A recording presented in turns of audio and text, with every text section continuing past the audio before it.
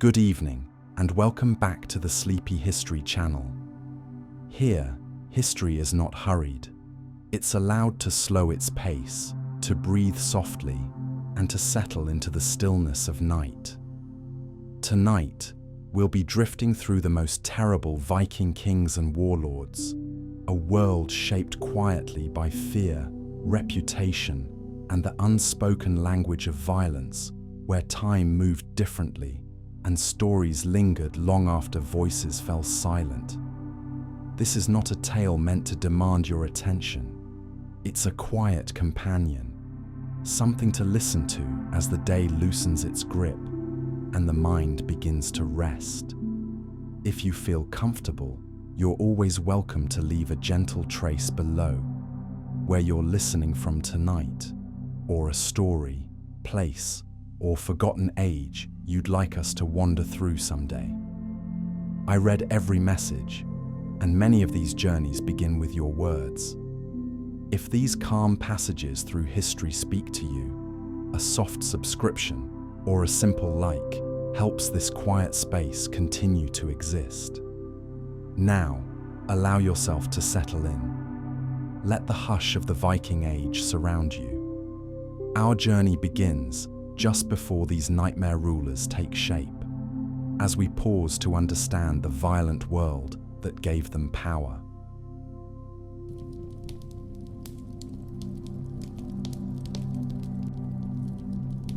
Now, what you need to understand about Viking society is that violence wasn't just accepted, it was celebrated. But even by Viking standards, the rulers we're about to discuss crossed lines that made their own people uncomfortable. These were individuals who took the already brutal Viking culture and pushed it to its absolute breaking point. Let me start with a question that will set the tone for everything we're about to explore. What would you do if you knew that tomorrow a Viking king was sailing toward your village with a reputation so terrifying that mothers would kill their own children rather than let them fall into his hands? That's not an exaggeration.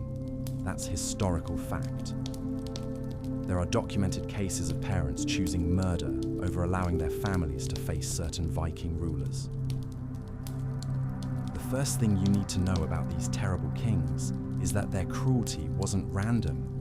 It was calculated, strategic, and designed to create maximum psychological impact. They understood that fear was the most powerful weapon they could wield, more effective than any sword or battle axe. A single act of unimaginable brutality could terrorize entire regions into submission without a single battle being fought. Take the concept of the Blood Eagle, for example. This wasn't just execution, it was performance art designed to send a message that would echo across generations. The victim would be kept alive while their ribs were cut away from their spine and their lungs pulled out to create the appearance of wings. The fact that this torture method has a poetic name tells you everything you need to know about how Vikings viewed extreme violence. But here's where it gets really disturbing. The kings and warlords we're about to discuss didn't just participate in these rituals, they invented new ones. They competed with each other to create the most horrific deaths, the most creative tortures, and the most psychologically devastating campaigns of terror. It was like a twisted game where the prize was absolute power and the cost was any semblance of humanity. What makes these rulers even more terrifying is that they weren't mindless brutes. Many of them were brilliant strategists, charismatic leaders, and skilled politicians. They understood exactly what they were doing and chose to embrace evil as a tool of statecraft. They could switch from charming diplomat to sadistic torturer in the span of a single conversation. The archaeological evidence supports just how extreme their violence really was. We've found mass graves where victims were clearly tortured before death, burial sites where people were buried alive with their rulers, and evidence of ritualistic cannibalism practiced by Viking elites. These weren't isolated incidents. They were systematic practices that defined entire reigns. Now, I want you to imagine living in a world where the person with absolute power over your life viewed human suffering as entertainment.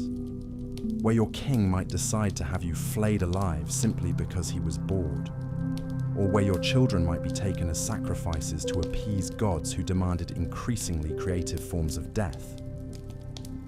This was reality for millions of people living under Viking rule. The first ruler we need to discuss earned his place in history not just through conquest, but through the sheer creativity of his cruelty. This was a king who understood that reputation could be more powerful than any army, and he built his reputation on acts so horrific that chroniclers of the time struggled to find words to describe them.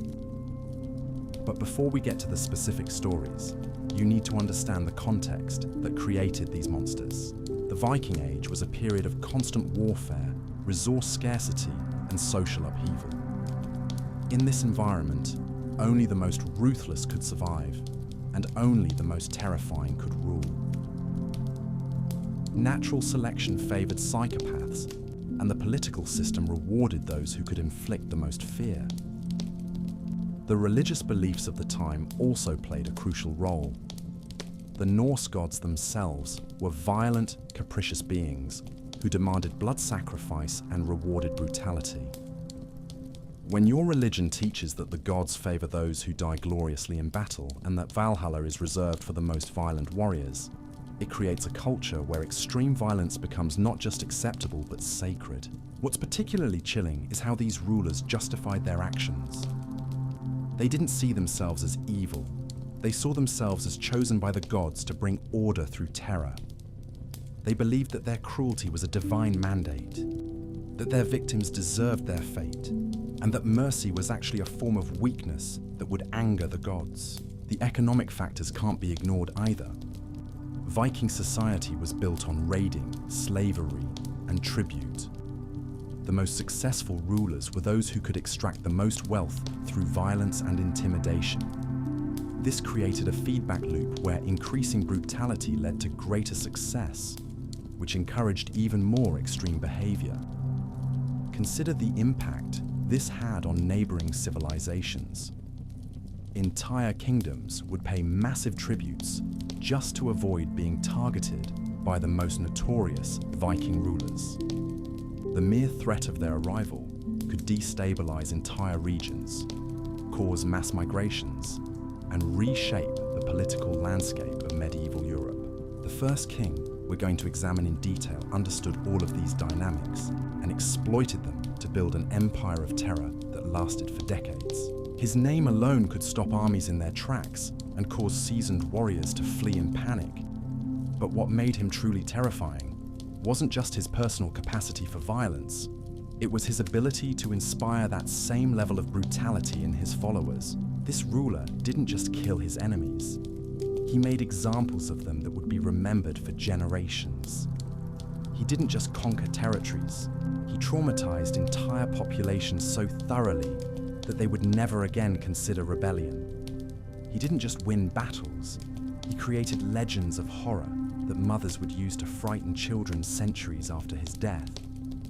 The methods he used were so extreme that even other Viking kings considered him excessive. In a culture that celebrated violence, he managed to stand out as uniquely cruel. His innovations in torture and execution became the standard by which other rulers measured their own brutality. What's most disturbing is how methodical he was about it all. This wasn't mindless rage or battlefield frenzy. This was calculated psychological warfare designed to break the human spirit. He studied his victims, understood their fears, and crafted punishments specifically designed to maximize their suffering while sending the clearest possible message to anyone who might oppose him. The chroniclers of his time struggled to document his reign because the acts he committed seemed too extreme to be believed. Modern historians have had to piece together his story from fragments and references because many of the original accounts were considered too disturbing to preserve. Yet the evidence that remains paints a picture of a ruler who redefined what it meant to be truly evil. This king's influence extended far beyond his own lifetime. His methods were copied by other rulers. His reputation became a template for how to rule through fear, and his legacy shaped Viking culture for generations. He proved that in the medieval world, being feared was far more valuable than being loved, and that there was no limit to how far a ruler could go in pursuit of absolute power. His name was Ivar the Boneless, and the very mention of it could empty entire monasteries and send armies fleeing before they even saw his ships on the horizon. But here's what most people don't understand about Ivar. The nickname Boneless didn't refer to some physical disability like many historians claim. It referred to his complete lack of human compassion, his ability to bend and twist like a serpent, striking where his enemies least expected it. What made Ivar truly terrifying wasn't just his tactical genius or his massive army. It was his understanding that the human mind could be broken far more effectively than the human body. While other Viking kings focused on quick conquests and immediate plunder, Ivar played a longer game. He was building something far more sinister than an empire. He was creating a legacy of pure terror that would outlast any kingdom. The first documented case of Ivar's unique brand of cruelty happened during his conquest of York in 866. After capturing the city, he didn't just execute the defending nobles like any normal Viking would. Instead, he gathered the entire population in the city centre and announced that he would demonstrate what happened to those who opposed him. What followed was 3 days of public torture that was so systematic and creative that witnesses described it as watching a master craftsman at work. But here's where Ivar's genius for psychological warfare really showed itself. He didn't kill everyone. He deliberately left survivors, people who had witnessed the full extent of his capabilities. And then he sent them to neighbouring cities with a simple message: submit immediately or face something far worse than what York had endured. This wasn't just conquest, it was psychological terrorism on a scale that wouldn't be seen again until the modern era. The chronicles describe how entire armies would surrender without fighting after hearing detailed accounts of what Ivar had done to previous opponents. Seasoned warriors, men who had faced death countless times, would throw down their weapons and beg for mercy rather than risk experiencing his creative approach to punishment. He had weaponized fear itself, turning it into his most effective military tool. What's particularly chilling about Ivar's methods is how he personalized each act of cruelty. He would study his victims, learn about their families, their fears, their beliefs, and then craft punishments that were specifically designed to break them psychologically before they died physically. He understood that true power came not from killing your enemies, but from making them wish they had never been born. The Anglo-Saxon Chronicle, which rarely went into detail about Viking atrocities, made an exception for Ivar. The monks who wrote it described his actions as being so far beyond normal human cruelty that they questioned whether he was actually human at all. They called him the serpent without bones and suggested that he might be a demon given physical form to punish the sins of mankind. But Ivar's masterpiece of terror was yet to come. In 867, he captured King Ella of Northumbria, the man who had allegedly killed his father Ragnar Lothbrok. Now, any Viking son would be expected to avenge his father's death, but Ivar transformed this personal vendetta into a public spectacle that would define his legacy forever. The execution of King Aella became known as the most elaborate blood eagle ever performed. But Ivar didn't just follow the traditional ritual. He spent weeks preparing, gathering an audience of nobles, warriors, and common people from across England. He wanted everyone to see what happened when someone crossed the sons of Ragnar. He wanted to create a memory so traumatic that it would be passed down through generations. The ritual itself took place over the course of an entire day. Ivar had constructed a special platform where everyone could see clearly. He provided commentary throughout the process, explaining each step, describing what the victim was feeling, and making jokes that only seemed to amuse him. Witnesses described his demeanor as almost cheerful, like a teacher explaining a particularly interesting lesson to his students. What made this even more disturbing was how Ivar incorporated elements of Norse religious ritual into the torture. He wasn't just killing an enemy, he was making a sacrifice to Odin, ensuring that his victim's suffering would please the gods and bring divine favor to his future campaigns. This religious framework allowed him to justify any level of cruelty as holy work. The psychological impact of King Aeller's execution rippled across medieval Europe.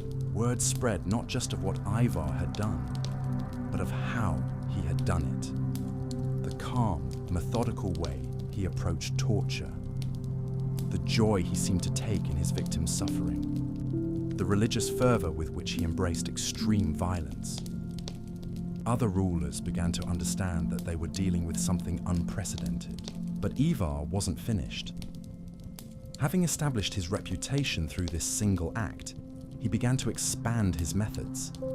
He developed what can only be described as a science of suffering, experimenting with different techniques, studying which methods produced the most fear in observers, and refining his approach based on the results he achieved.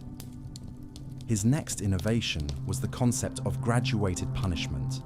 Rather than simply executing rebels or enemies, he would create elaborate scenarios where victims faced increasingly severe consequences based on the level of their resistance. Those who surrendered immediately might face relatively quick deaths. Those who fought briefly would endure longer tortures, but those who dared to defy him to the end would face punishments so severe that chroniclers refused to record the details. This system created a perverse incentive structure where resistance became psychologically impossible. People knew that fighting back would only make their inevitable fate worse, so entire populations began surrendering at the first sign of Ivar's approach. He had essentially broken the human will to resist, turning courage itself into a liability. The most terrifying aspect of Ivar's reign was how he inspired others. His success attracted followers who shared his appetite for extreme violence, and he began training them in his methods. He created what was essentially a school for psychopaths, teaching other Vikings how to use terror as a tool of statecraft. These students then spread across Europe, carrying his techniques to new territories and new victims. Archaeological evidence from sites associated with Ivar's campaigns reveals the true scope of his cruelty. Mass graves containing victims who show signs of prolonged torture. Burn layers in settlements that suggest systematic destruction designed to maximize suffering rather than simply eliminate resistance. Evidence of ritualistic practices that combined Norse religious elements with unprecedented levels of violence. What's most disturbing is how Ivar's approach influenced Viking culture as a whole. Other kings began adopting his methods, not because they were naturally as cruel as he was, but because his techniques were so effective. Terror became the standard tool of Viking expansion, and the bar for what constituted acceptable violence was raised to levels that would have shocked earlier generations of Vikings. The long-term consequences of Ivar's innovations in cruelty extended far beyond his own lifetime. His methods became part of Viking military doctrine, passed down through generations of warriors and kings. The psychological techniques he developed for breaking enemy morale became standard practice, and his reputation continued to terrorize populations decades after his death. But perhaps the most chilling aspect of Ivar the Boneless was his apparent enjoyment of his work.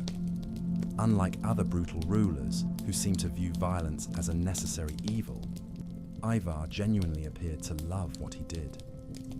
Witnesses consistently described his demeanor during acts of torture as joyful, almost playful. He had found his calling in human suffering, and he pursued it with the dedication of an artist perfecting his craft. However, Ivar was just the beginning of our journey into Viking brutality. As terrifying as he was, there were other rulers who managed to exceed even his standards of cruelty. Kings who looked at what Ivar had accomplished and decided they could do worse. The competition for who could be the most feared Viking ruler created an escalating arms race of terror that pushed human cruelty to its absolute limits. The next ruler we need to examine makes Ivar the Boneless look like a gentle schoolteacher. This was a king who saw Ivar's reputation and decided it wasn't nearly extreme enough. Where Ivar used terror as a tool, this ruler made suffering his religion. Where Ivar broke people's spirits, this king shattered their very souls. His name was Erik Bloodaxe, and the stories surrounding his reign are so horrific that medieval chroniclers often refused to write them down completely. They would start a sentence describing one of his acts, then trail off with phrases like, "What followed cannot be spoken by Christian tongues," or "The details are too foul for holy parchment." When monks who regularly documented Viking atrocities couldn't bring themselves to record what this man did, you know you're dealing with something truly monstrous. But here's what makes Erik even more terrifying than Ivar. Where Ivar was calculating and methodical, Erik was impulsive and creative. He would wake up each morning and decide to invent a new form of torture simply because he was bored. His victims never knew what to expect, because Erik himself didn't know what he was going to do until the moment inspired him. The first documented case of Erik's unique approach to cruelty happened during his consolidation of power in Norway. His father, Harald Fairhair, had multiple sons, and Viking tradition demanded that they fight for succession. Most brothers would kill each other quickly in battle or through poison. Erik decided that was far too merciful. He wanted his brothers to suffer, to regret ever being born, to curse their father for creating them.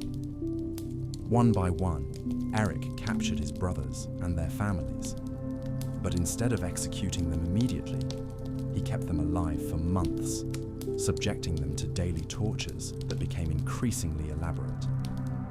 He would force them to watch as he tortured their children, their wives, their most loyal followers. He wanted them to experience every possible form of loss and despair before he finally allowed them to die.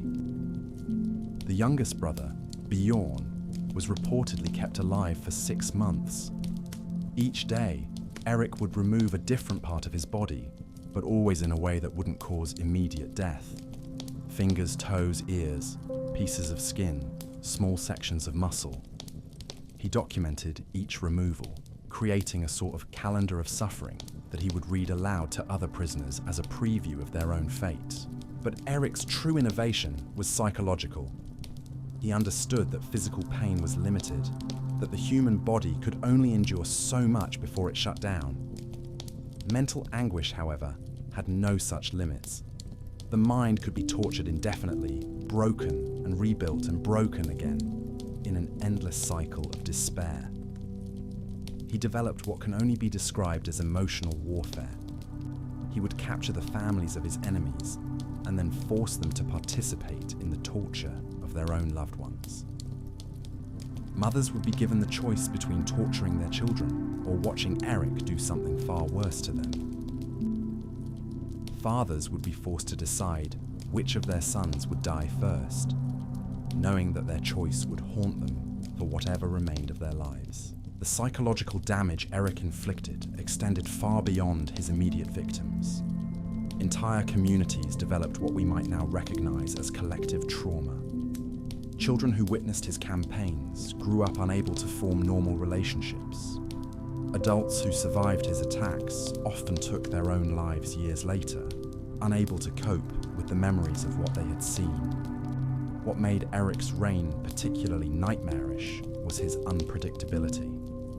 Other brutal rulers at least had patterns, methods that people could anticipate and maybe prepare for. Erik changed his approach constantly, ensuring that no one could ever feel safe, that no one could ever develop strategies for survival. The only constant was that whatever he did next would be worse than what he had done before. The saga writers, who were never shy about describing violence, struggled to find words for Erik's actions. They developed a whole new vocabulary of suffering, creating terms that had never existed before because no one had ever needed to describe such elaborate cruelty.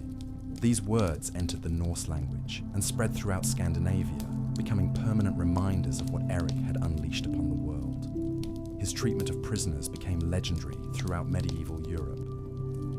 Unlike other Vikings who kept slaves for labor or ransom, Erik kept people purely for entertainment. He would spend hours each day personally overseeing their torture, not because it served any strategic purpose, but because he genuinely enjoyed watching human beings break apart piece by piece. The most disturbing accounts describe Erik's dinner parties, where he would invite other nobles to feast while prisoners were tortured for their amusement. These weren't quick executions or simple beatings. They were elaborate performances that could last for hours, with Erik providing commentary, making jokes, and encouraging his guests to suggest new torments.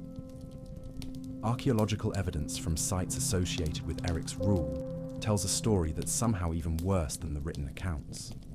We've found chambers that were clearly designed specifically for torture, with special drainage systems to handle blood, restraining devices that allowed for prolonged suffering without death, and tools whose only possible purpose was to inflict maximum pain.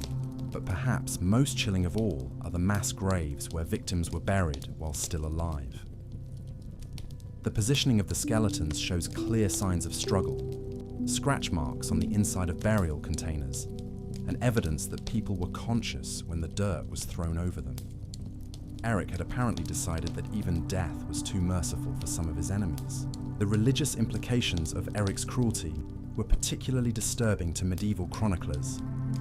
While other Viking rulers justified their violence through Norse religious traditions, Erik seemed to be inventing his own twisted theology. He claimed that the gods demanded increasingly creative forms of sacrifice, that traditional offerings were no longer sufficient to maintain divine favor. He established what can only be described as temples of torture, sacred spaces where the most elaborate forms of suffering were carried out in the name of religious devotion. These sites became pilgrimage destinations for the most violent Vikings, places where they could come to learn new techniques and pay homage to what they saw as the ultimate expression of warrior culture. The impact of Erik's innovations spread far beyond Norway. Other Viking rulers began adopting his methods not out of religious conviction, but because they were terrifyingly effective. Fear of experiencing Erik's style of punishment became so widespread that entire armies would surrender rather than risk capture. He had essentially weaponized human imagination, using people's ability to envision suffering as a tool of conquest. But Erik's influence went deeper than just military tactics. He changed the fundamental nature of Viking society, pushing it toward levels of cruelty that earlier generations would have found incomprehensible. The casual violence that had always been part of Norse culture became systematic, ritualized, and increasingly extreme under his influence. The long-term psychological damage Erik inflicted on Scandinavian society can still be traced in the sagas and folklore that developed after his death. Stories of his reign became cautionary tales that parents would tell children, warnings about what happened when power was given to someone with no moral constraints whatsoever. What makes Erik Bloodaxe truly terrifying from a historical perspective is how he normalized extreme cruelty.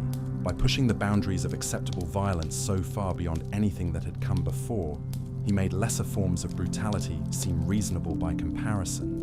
Future rulers could justify their own cruel acts by pointing out that they weren't as bad as Erik, even when their actions would have been considered monstrous by earlier standards. However, as horrific as Erik Bloodaxe was, he still operated within some recognizable framework of Viking culture and Norse religion. Our next ruler abandoned even these thin pretenses of civilization. He was a king who looked at Erik's innovations and decided they weren't nearly creative enough. A man who made suffering into a form of high art. This was Sigurd Snake in the Eye, and his approach to cruelty was so sophisticated that it bordered on genius. Where Erik was impulsive and emotional in his violence, Sigurd was calculating and precise. He studied human psychology like a scholar, understanding exactly how to break different types of people, how to maximize despair, and how to create suffering that would last far beyond the physical torture itself. Sigurd's innovations began with his understanding that different people feared different things. A warrior might be unafraid of physical pain, but terrified of dishonor. A merchant might care more about his wealth than his life. A parent would do anything to protect their children. Sigurd catalogued these fears like a naturalist studying different species, developing specialized torture methods for each type of victim. But his true breakthrough was the realization that the anticipation of suffering could be more powerful than the suffering itself. He would capture his enemies and then spend weeks, sometimes months, describing in elaborate detail exactly what he planned to do to them. He would show them the tools he would use, explain the process step by step, and force them to participate in planning their own torture. This psychological approach allowed Sigurd to break people before he ever laid a hand on them. By the time the actual torture began, his victims were already shattered, existing in a state of terror so complete that death became a mercy they would beg for. He had learned to torture the mind so effectively that torturing the body became almost redundant. The chronicles describe Sigurd's court as resembling something from a nightmare. He surrounded himself with people who shared his fascination with human suffering, creating an environment where cruelty was not just accepted, but celebrated as the highest form of art. Courtiers would compete to suggest new forms of torture, and those who impressed Sigurd with their creativity would be rewarded with positions of power. What made Sigurd particularly dangerous was his intelligence. Unlike Eric, who was driven by impulse and emotion, Sigurd approached cruelty with the methodical precision of a craftsman. He kept detailed records of his experiments in torture, noting which methods were most effective against different types of victims, which techniques produced the most fear in observers, and which approaches had the longest-lasting psychological effects. These records, fragments of which survived into the medieval period, reveal a mind that was utterly devoted to perfecting the science of suffering. Sigurd didn't just want to hurt people. He wanted to understand pain in all its forms, to map the boundaries of human endurance, and to push those boundaries further than anyone had ever imagined possible. His most notorious innovation was what he called the long death, a process that could extend a victim's suffering for months or even years. Through careful medical knowledge, he learned how to inflict maximum pain while keeping people alive and conscious. He studied human anatomy, not to heal, but to discover new ways to cause agony without causing death. The psychological techniques Sigurd developed were perhaps even more horrific than his physical tortures. He would force victims to make impossible choices, decisions that would haunt them regardless of what they chose. A mother might be told to select which of her children would die first, knowing that her choice would determine not just who died, but how they died.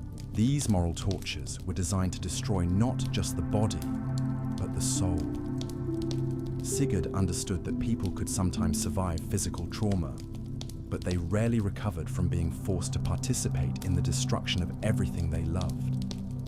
He was creating damage that would last for generations, trauma that would be passed down through families and communities like a hereditary curse. The impact of Sigurd's reign extended far beyond his immediate victims. The techniques he developed became part of Viking military doctrine, spreading throughout Scandinavia and beyond. Other rulers studied his methods, adapted his innovations, and pushed the boundaries of cruelty even further. He had started an arms race in human suffering that would define the later Viking Age. But perhaps most disturbing of all was how Sigurd's approach influenced the fundamental character of Viking society. The casual acceptance of extreme violence that had always been part of Norse culture became something far darker under his influence. Cruelty became not just a tool of war or a means of control, but an end in itself, a form of entertainment and artistic expression. The archaeological evidence from sites associated with Sigurd's rule reveals the true scope of his experiments in suffering. We found elaborate torture chambers with sophisticated drainage systems, restraining devices that allowed for precise control over victims' positions, and tools that could only have been designed by someone with an intimate knowledge of human anatomy and an unlimited imagination for causing pain. Most chilling of all are the remains that show evidence of Sigurd's long death techniques, skeletons that bear the marks of repeated, carefully controlled trauma. bones that show signs of healing and re-breaking, indicating that victims were kept alive through multiple cycles of torture. Evidence of medical intervention designed not to heal, but to prolong suffering. These archaeological findings confirm what the written sources suggest, that Sigurd had essentially turned torture into a medical science, approaching human suffering with the same systematic methodology that other scholars applied to astronomy or mathematics. He was conducting research into the limits of human endurance, and his test subjects were anyone unfortunate enough to fall into his hands. The religious implications of Sigurd's work were particularly disturbing to his contemporaries. While he claimed to be honoring the Norse gods through his elaborate sacrifices, many Vikings began to question whether his actions were actually pleasing to any deity. Some suggested that he had been corrupted by dark forces, that his innovations in cruelty came from sources that were fundamentally anti-divine. This religious controversy added another layer to Sigurd's reign of terror. He wasn't just a political and military threat, he was a spiritual one as well. People began to believe that his very presence could corrupt others, that exposure to his methods could turn normal people into monsters. Communities that had never seen him firsthand lived in fear that his influence might somehow reach them, transforming their neighbors and loved ones into copies of the Snake in the Eye himself. The legacy of Sigurd's Snake in the Eye created a template that would inspire the next generation of Viking monsters, rulers who saw his systematic approach to cruelty and decided they could improve upon it. But our next king didn't just want to match Sigurd's innovations, he wanted to surpass them entirely. This was a ruler who looked at the science of suffering that Sigurd had created and decided it wasn't nearly ambitious enough. His name was Halfdan the Black, and despite what his nickname might suggest, the darkness he brought to the world had nothing to do with his appearance. The blackness referred to the shadow he cast over medieval Europe, a darkness so complete that entire regions would remain traumatized for generations after his death. Where previous rulers had focused on perfecting individual acts of cruelty, Halfdan thought bigger. He wanted to create systematic campaigns of terror that would reshape entire civilizations. What made Halfdan uniquely terrifying was his understanding of scale. Previous Viking kings had tortured hundreds or maybe thousands of people during their reigns. Halfdan was thinking in terms of entire populations. He didn't want to break individual enemies. He wanted to break the human spirit itself, to create such widespread trauma that people would lose the ability to resist Viking rule entirely. His first innovation was the concept of inherited punishment. Halfdan realized that killing someone's enemies was actually quite merciful because it ended their suffering. Instead, he developed techniques for ensuring that the consequences of opposing him would last for generations. He would capture the children of his enemies and raise them in environments specifically designed to turn them into instruments of torture against their own people. These children, taken at young ages, would be subjected to years of conditioning that stripped away their humanity and replaced it with an insatiable appetite for violence.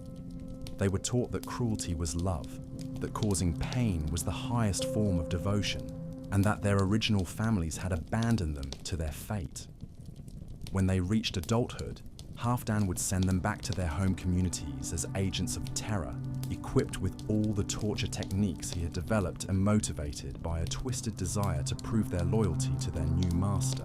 The psychological impact of this strategy was devastating.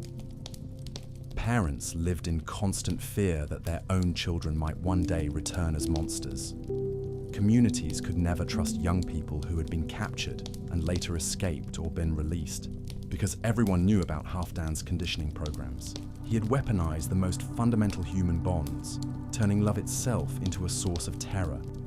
But Halfdan's true masterpiece was what he called the Festival of Sorrows. Once each year, he would select a different region for what he described as a celebration of human suffering. These weren't quick raids or even extended sieges. They were elaborate, months-long campaigns designed to showcase every torture technique that had been developed by him and his predecessors.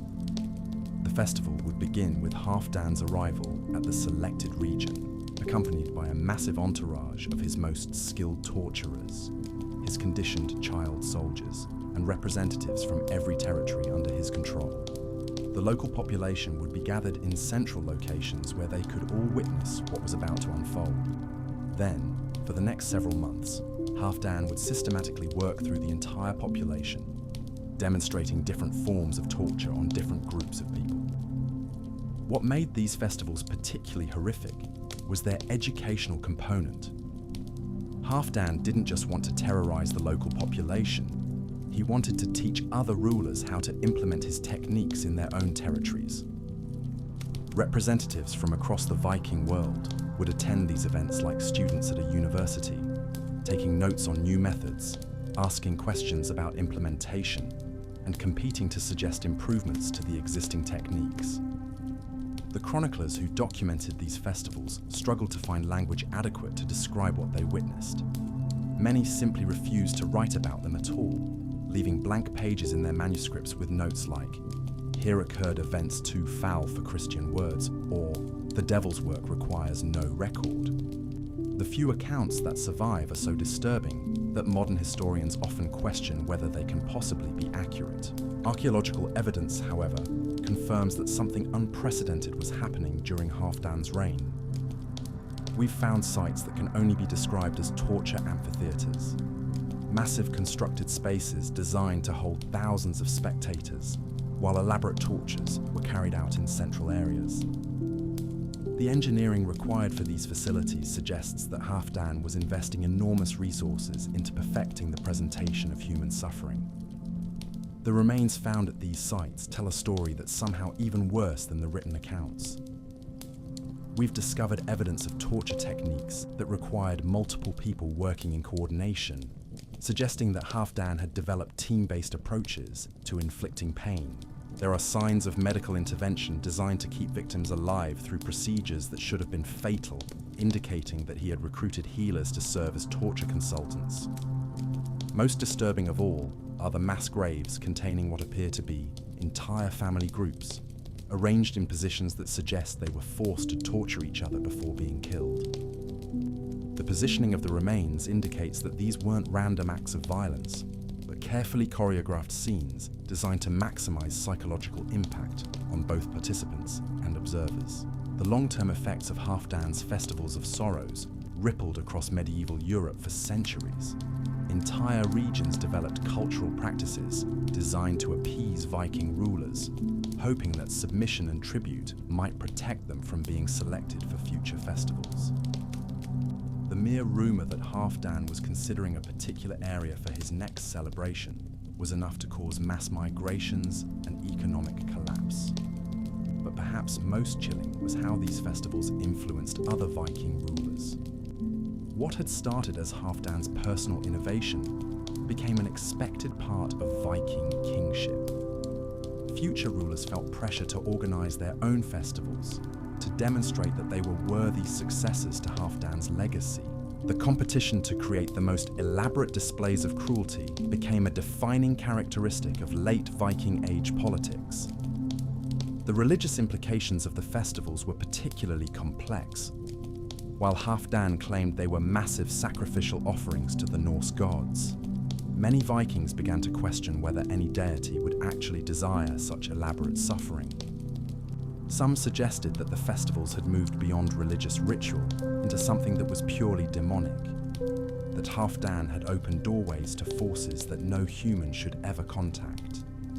This spiritual controversy created divisions within Viking society that would last for generations. Traditional Vikings, who valued courage and strength in battle, began to distance themselves from the torture-focused culture that Halfdan was creating.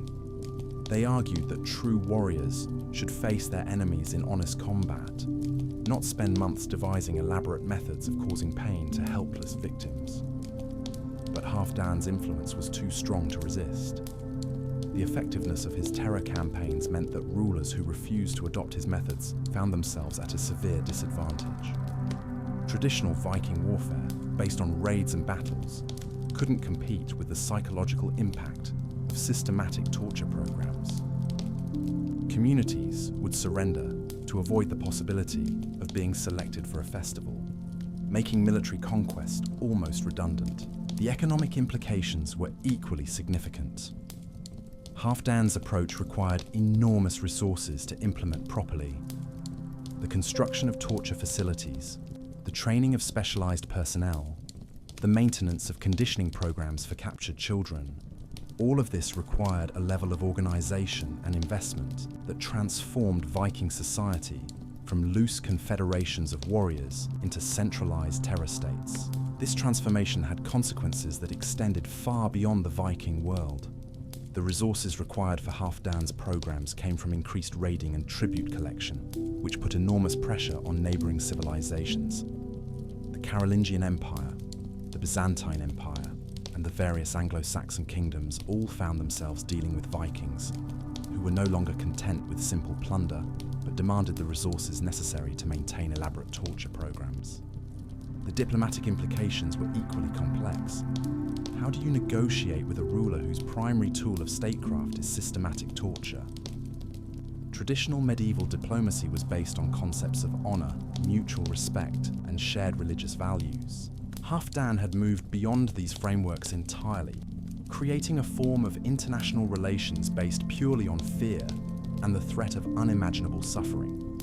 This diplomatic revolution forced other medieval rulers to reconsider their own approaches to governance. Some tried to match Halfdan's methods, leading to an escalating arms race and cruelty that spread far beyond Scandinavia.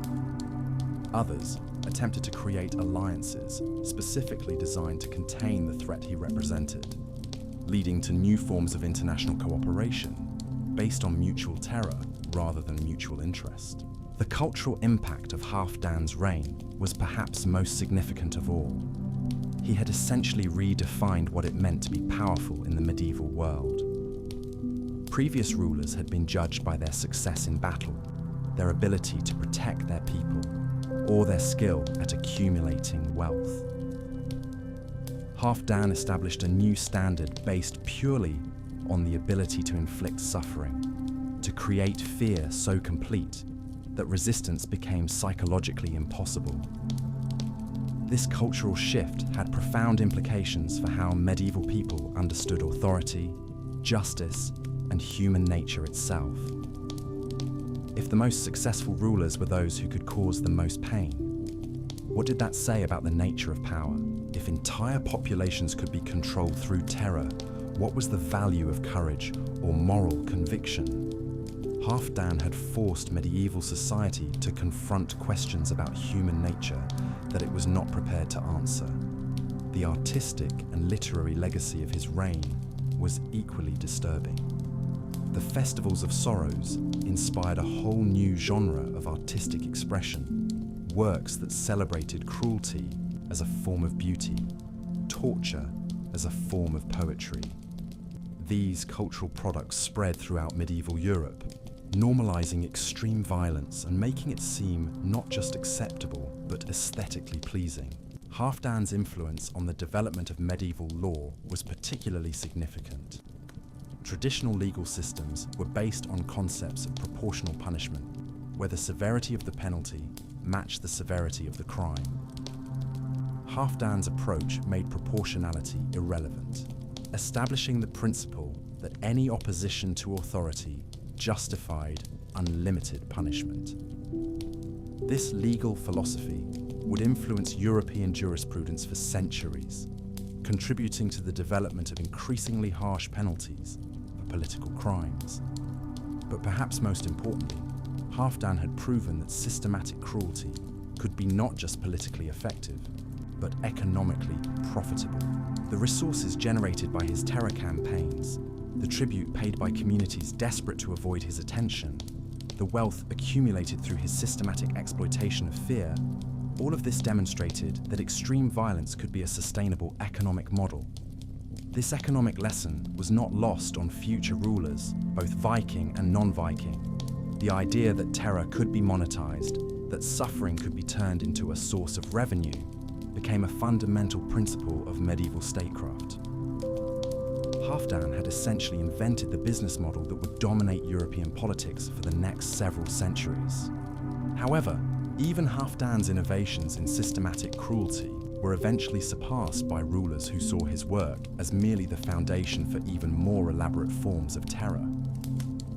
Our next king didn't just want to improve upon Halfdan's methods. He wanted to transcend them entirely, to create forms of suffering so advanced that they would make all previous attempts at cruelty seem primitive by comparison. This was Magnus the Mad, and his approach to torture was so sophisticated that it bordered on the supernatural. Where previous rulers had focused on physical pain or psychological trauma, Magnus understood that true power came from the ability to corrupt the very essence of human nature. He didn't just want to break his enemies, he wanted to transform them into willing participants in their own destruction. Magnus had studied the work of all his predecessors, learning from Ivar's methodical approach, Eric's creative spontaneity, Sigurd's scientific precision, and Halfdan's systematic scale. But he realized that all of these approaches shared a fundamental limitation. They required the torturer to do something to the victim. Magnus wanted to create techniques that would make victims torture themselves, that would turn the human capacity for self-reflection into an instrument of self-destruction. His breakthrough came from his understanding of human psychology at a level that wouldn't be matched until the modern era. Magnus realized that people's greatest fears weren't external threats, but internal ones. Everyone carried within themselves the capacity for evil, the potential to become the very monsters they feared most. Magnus developed techniques for awakening this inner darkness, for bringing people face to face with their own capacity for cruelty. The process he developed was deceptively simple. Victims would be placed in situations where they were given choices between different forms of suffering for other people. Initially, the choices would be relatively minor, perhaps deciding whether someone else would be deprived of food or water. But gradually, the stakes would increase, the choices would become more extreme, until victims found themselves making decisions they never imagined they were capable of making. What made this technique so devastating was that it created genuine moral corruption. Unlike physical torture, which left the victim's sense of self intact, Magnus's method actually changed who people were at their core. By the time the process was complete, victims had become willing participants in atrocities, people who had chosen to inflict suffering on others to avoid suffering themselves. This transformation was irreversible in a way that physical torture never was. Bodies could heal, minds could sometimes recover from trauma, but souls that had been corrupted by Magnus's techniques remained corrupted forever. He had learned to damage the fundamental moral structure of human personality, creating changes that would last for the remainder of his victims' lives. The social implications of this technique were catastrophic. Communities that had been subjected to Magnus's methods didn't just recover when he moved on, they remained fractured permanently. People who had been forced to make impossible moral choices couldn't trust themselves or each other. Families were destroyed not by external violence, but by internal shame and guilt that could never be resolved. Magnus understood that this psychological corruption was far more valuable than simple fear. Terrified people might eventually overcome their terror. Traumatized communities might eventually heal. But morally corrupted individuals would continue to spread damage long after Magnus himself had moved on. He was creating a form of spiritual plague that would continue to infect new victims for generations. The religious implications of Magnus's techniques were particularly disturbing to medieval observers. While previous Viking rulers had claimed to be serving the Norse gods through their violence, Magnus seemed to be serving something far darker. His methods weren't just cruel, they were actively evil in a way that suggested supernatural influence. Many chroniclers of the time refused to document Magnus's techniques, not because they were too violent to describe, but because they believed that simply writing about them might spread the corruption to readers. There are manuscripts from this period that have entire sections deliberately destroyed, with notes explaining that the information was too dangerous to preserve. The few accounts that survive suggest that Magnus had moved beyond anything that could be called human cruelty into territory that was genuinely demonic. His techniques didn't just cause suffering, they seemed designed to damn souls, to ensure that his victims would be spiritually destroyed, even if they somehow survived the physical experience. Archaeological evidence from sites associated with Magnus's reign is uniquely disturbing because it shows signs of activities that serve no practical purpose whatsoever. Unlike previous rulers who used torture for political or military goals, Magnus seems to have been conducting experiments in corruption for their own sake. The remains suggest elaborate rituals designed not to kill or even to cause pain, but to force people to participate in their own moral destruction. Most chilling of all are sites that appear to have been used for what can only be described as corruption ceremonies, events where multiple victims were forced to make moral choices that would destroy their sense of self. The archaeological evidence suggests that these ceremonies were attended by observers, as if Magnus was teaching others how to implement his techniques for spreading moral corruption. The long-term impact of Magnus's innovations extended far beyond his immediate victims, or even his historical period. The techniques he developed for corrupting human moral judgment became part of the toolkit used by authoritarian rulers throughout history. The understanding that people could be made complicit in their own oppression, that victims could be transformed into perpetrators, became a fundamental principle of political control. But perhaps most significantly, Magnus had proven that the human capacity for moral reasoning could itself be weaponized, that the very qualities that made people human could be turned against them. This insight would influence political philosophy, military strategy, and social control for centuries to come, contributing to some of the darkest chapters in human history. The cultural legacy of Magnus's reign was particularly complex, because his techniques were so effective that they influenced the societies that opposed him as well as those that served him. Communities that successfully resisted his attacks often had to adopt similarly ruthless methods to do so, creating a moral contamination that spread far beyond his direct influence. This moral contamination became one of the defining characteristics of the later Viking Age. The competition between rulers to develop the most effective methods of control led to increasingly sophisticated techniques for corrupting human judgment, for turning people against their own moral instincts, for creating social systems based on complicity rather than simple fear. However, the ultimate expression of Viking cruelty was yet to come. There was one final ruler whose innovations in terror would surpass even Magnus's techniques for moral corruption. This was a king who looked at all the methods developed by his predecessors and realized that they were still thinking too small, that true power required techniques that could corrupt not just individuals or communities, but entire civilizations. His name has been lost to history, deliberately erased from most records because medieval chroniclers believed that preserving it would give him power even after death. They referred to him only as the unnamed king, the corrupter of nations, or simply the final Viking. But the evidence of his reign survives in archaeological sites, in cultural practices that spread across medieval Europe, and in social innovations that would influence human civilization for centuries to come. This final ruler had studied not just the techniques of his Viking predecessors, but the methods used by the most successful tyrants throughout history. He understood that individual cruelty, no matter how extreme, was ultimately limited by the number of people one person could directly affect. True power required the ability to create systems that would continue to generate suffering and corruption long after the original architect was gone. His innovation was the creation of what can only be described as self-perpetuating cycles of moral destruction. Rather than simply corrupting individuals, he developed techniques for corrupting entire social systems, for creating cultures where cruelty became not just accepted but necessary for survival.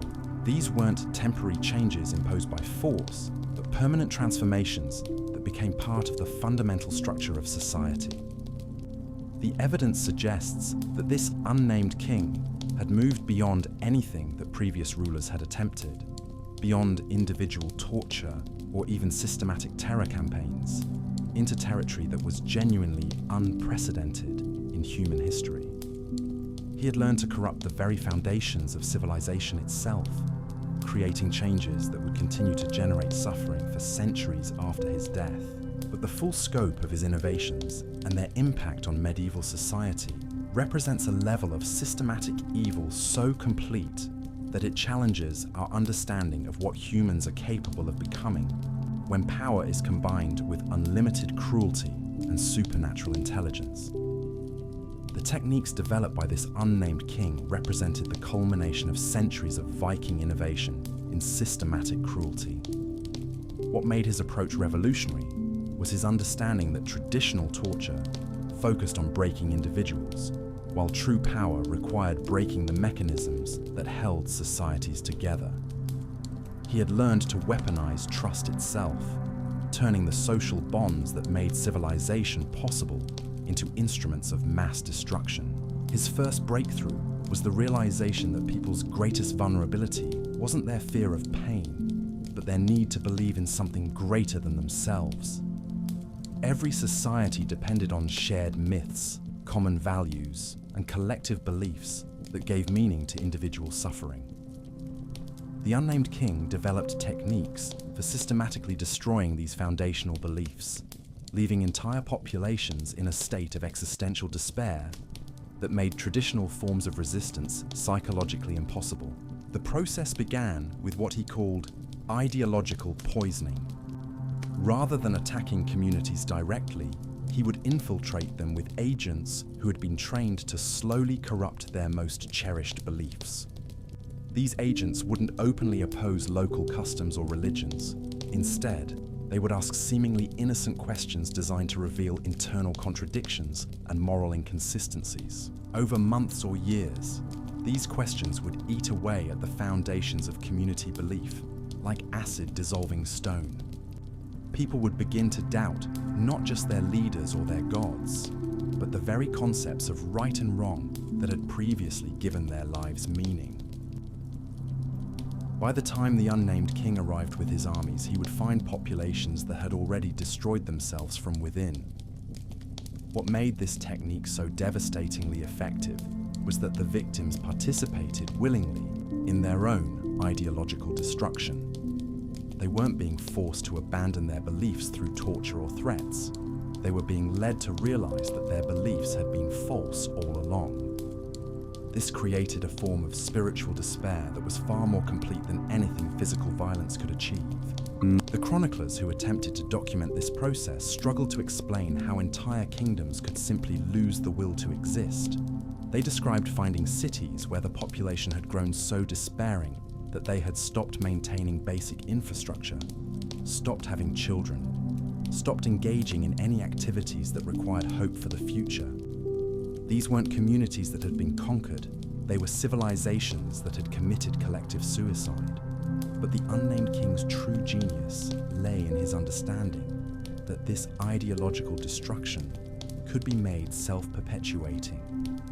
Once a society's foundational beliefs had been corrupted, the people themselves would begin spreading that corruption to neighboring communities. Parents would raise children who had never experienced genuine hope. Teachers would educate students in the futility of human effort. And leaders would govern based on the assumption that all human endeavors were ultimately meaningless. This created what can only be described as waves of civilizational collapse that spread far beyond any territory the unnamed king had personally visited. The techniques his agents had used to destroy one community's beliefs would be unconsciously adopted by members of that community, who would then carry them to new locations, like carriers of a spiritual plague. Archaeological evidence from this period reveals something unprecedented in human history. We find layer after layer of abandoned settlements, not destroyed by warfare or natural disasters, but simply left empty as entire populations lost the motivation to continue existing. The artifacts left behind tell stories of communities that had possessed all the resources necessary for survival, but had somehow lost the psychological capacity to use them. Most disturbing are the sites that show evidence of what can only be described as ritualized despair. These weren't religious ceremonies in any traditional sense, but elaborate communal expressions of hopelessness. Events where entire populations would gather to collectively acknowledge the meaninglessness of their existence. The archaeological remains suggest that these rituals became increasingly elaborate over time, as if communities were competing to express their despair in the most comprehensive way possible. The unnamed king had essentially learned to kill civilizations by making them kill themselves. His armies rarely needed to fight battles, because by the time they arrived, there was nothing left to conquer except empty buildings and scattered survivors who welcomed death as relief from the existential agony they had been enduring. What made this approach even more terrifying was its sustainability. Traditional Viking raids required enormous resources and could only target a limited number of communities before the raiders themselves were exhausted. The unnamed king's techniques, once set in motion, required virtually no maintenance while continuing to generate results for decades or even centuries. The religious implications of this systematic destruction of meaning were particularly disturbing to medieval observers. While previous Viking rulers had claimed to serve the Norse gods through their violence, the unnamed king seemed to be serving something that opposed the very concept of divinity itself. His techniques didn't just kill people or destroy communities, they attacked the human capacity to believe in anything transcendent. Many theologians of the time argued that what the unnamed king was doing wasn't just evil in the traditional sense, but represented something fundamentally opposed to the structure of reality itself. They suggested that his techniques were designed not just to cause suffering in this world, but to prevent his victims from accessing any form of spiritual consolation, either in life or after death. This theological controversy had profound implications for how medieval society understood the nature of evil. Previous villains, no matter how cruel, had operated within recognizable frameworks of human motivation. They wanted power, wealth, revenge, or glory. The unnamed king seemed to want something far more disturbing: the complete elimination of human hope and meaning. The cultural impact of his techniques extended far beyond the communities he directly targeted. The mere knowledge that such comprehensive destruction was possible changed how people throughout medieval Europe understood their own existence. If entire civilizations could be made to simply lose the will to continue, what did that say about the stability of human society in general?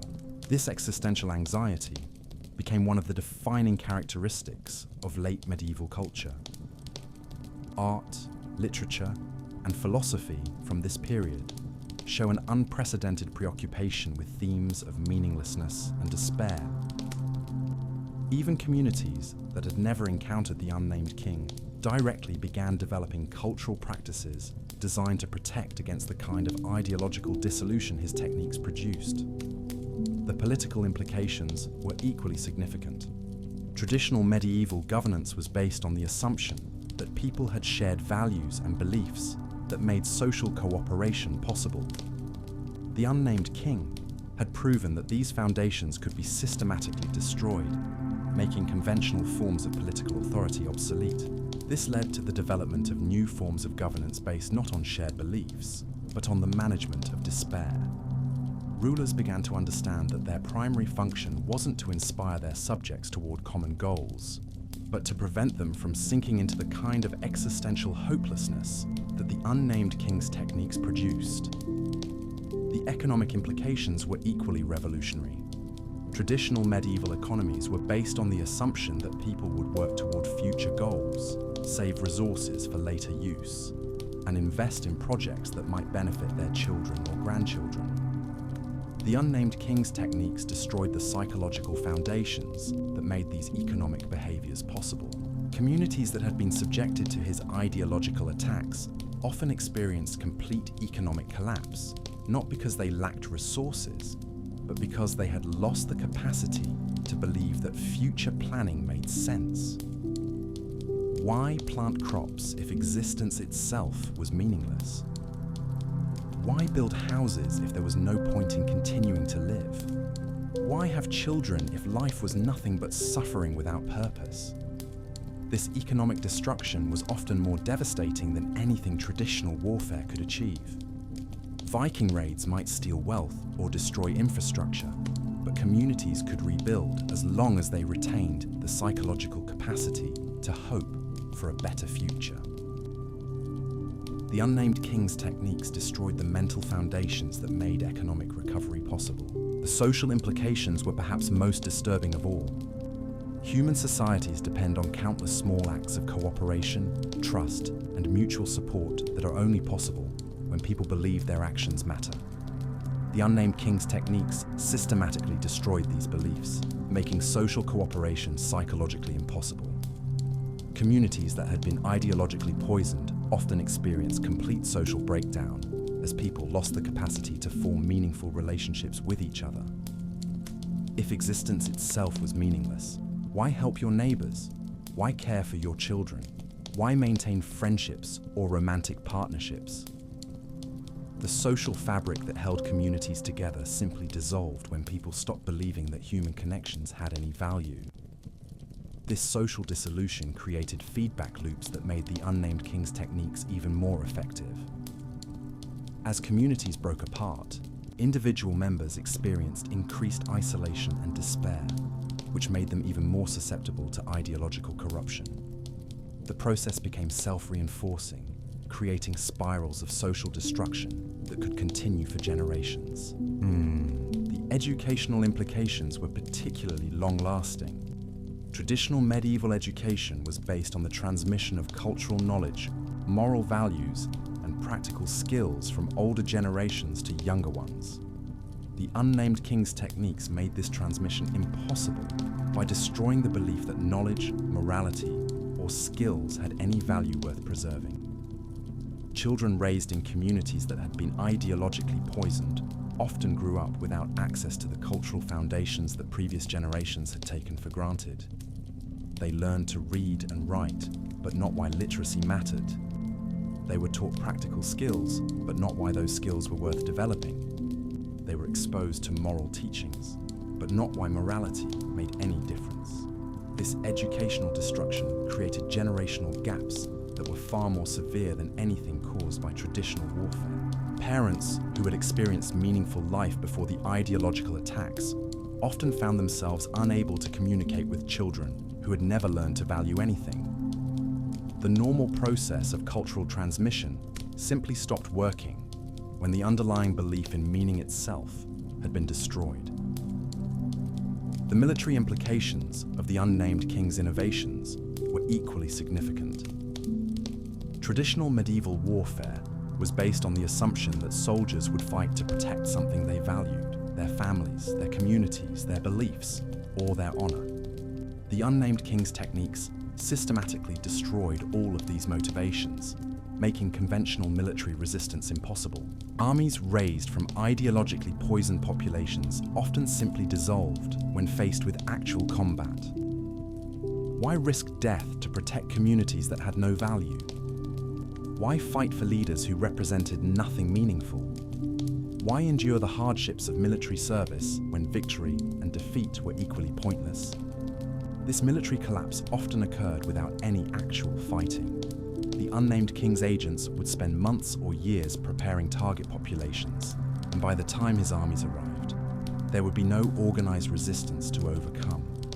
His forces could simply walk into abandoned fortifications and empty cities, claiming territory without needing to conquer it. The technological implications were perhaps most subtle, but equally important.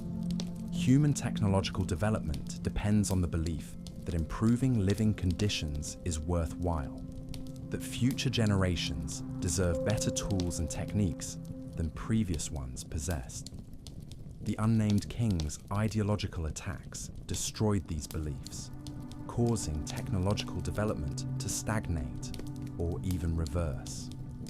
Communities that had been subjected to his techniques often abandoned complex technologies, not because they lacked the knowledge to maintain them, but because they had lost the motivation to do so. Why maintain complicated irrigation systems if farming was pointless?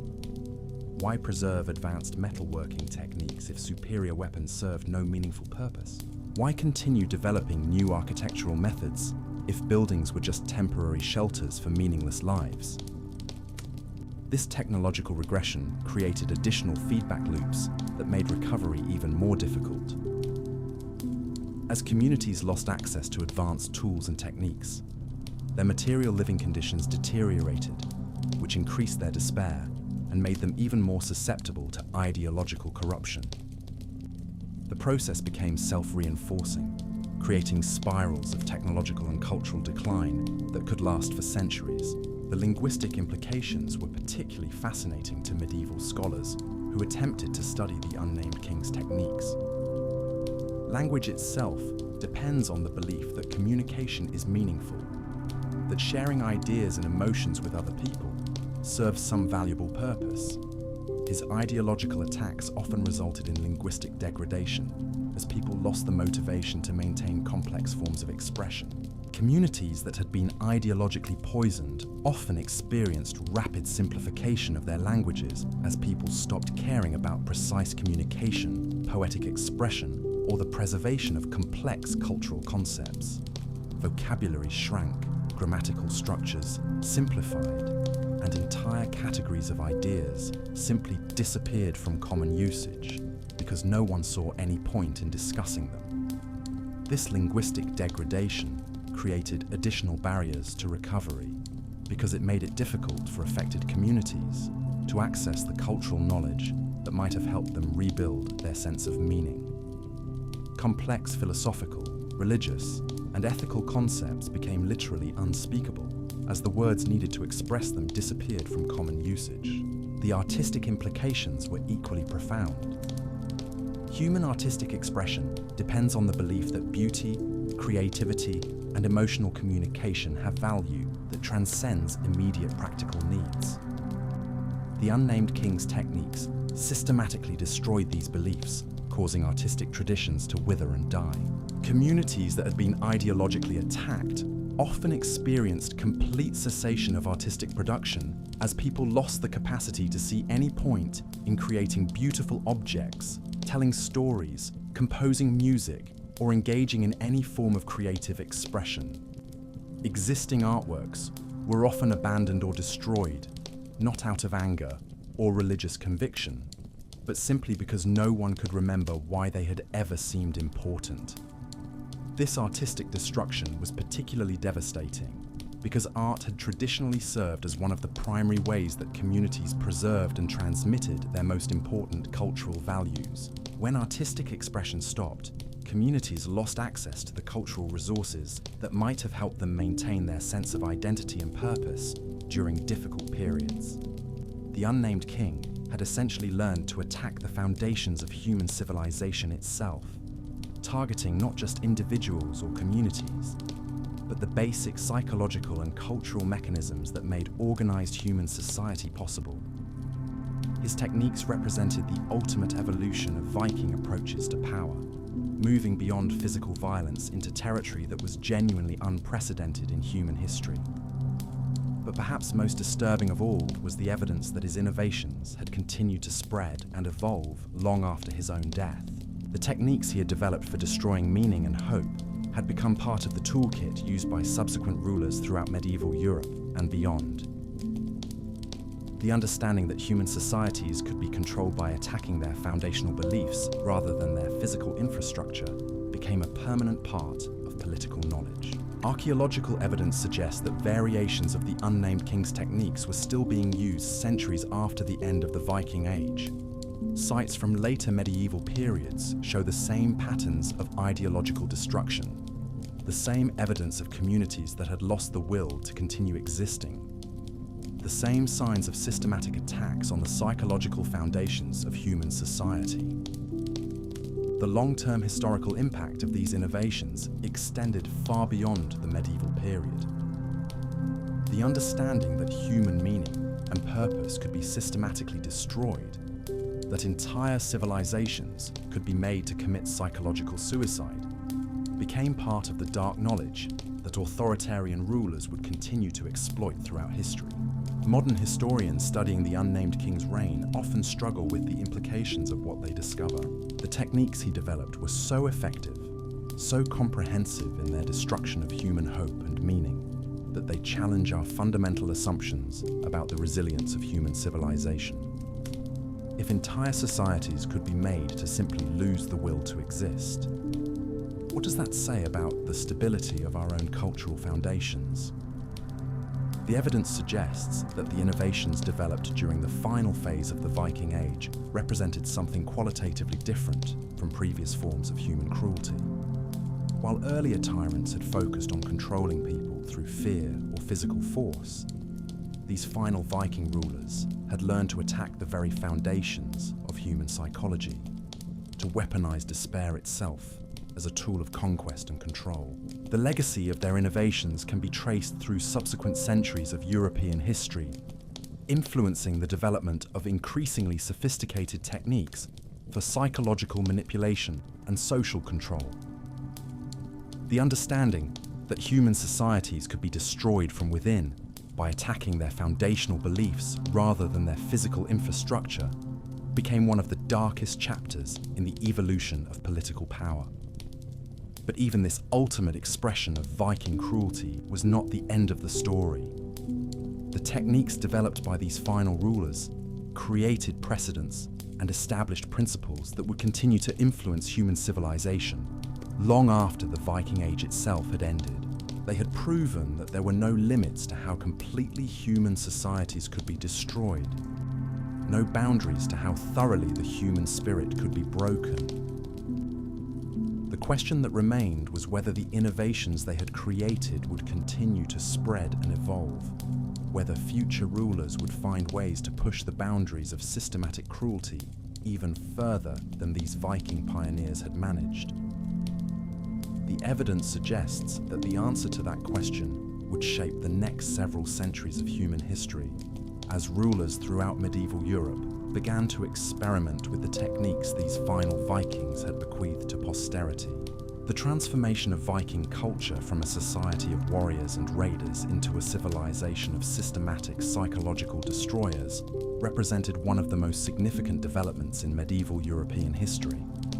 It marked the evolution of human cruelty from a tool of immediate conquest into a science of permanent social control, from a means of winning battles into a method of destroying entire civilizations. The rulers we have examined represent the culmination of this evolution. Kings and warlords who pushed the boundaries of human evil so far beyond anything previously imagined that they created entirely new categories of tyranny. Their innovations in systematic cruelty, psychological manipulation, and social destruction established precedents that would influence the development of authoritarian power for centuries to come. But understanding these historical monsters is crucial, not just for comprehending the medieval past, but for recognizing the patterns they established that continue to influence human societies today. The techniques they developed for destroying meaning, corrupting moral judgment, and breaking the psychological foundations of civilization remain part of the toolkit available to those who seek absolute power over other human beings. The influence of these Viking innovations spread like a contagion through medieval Europe, but their most terrifying aspect wasn't just how they changed warfare or politics.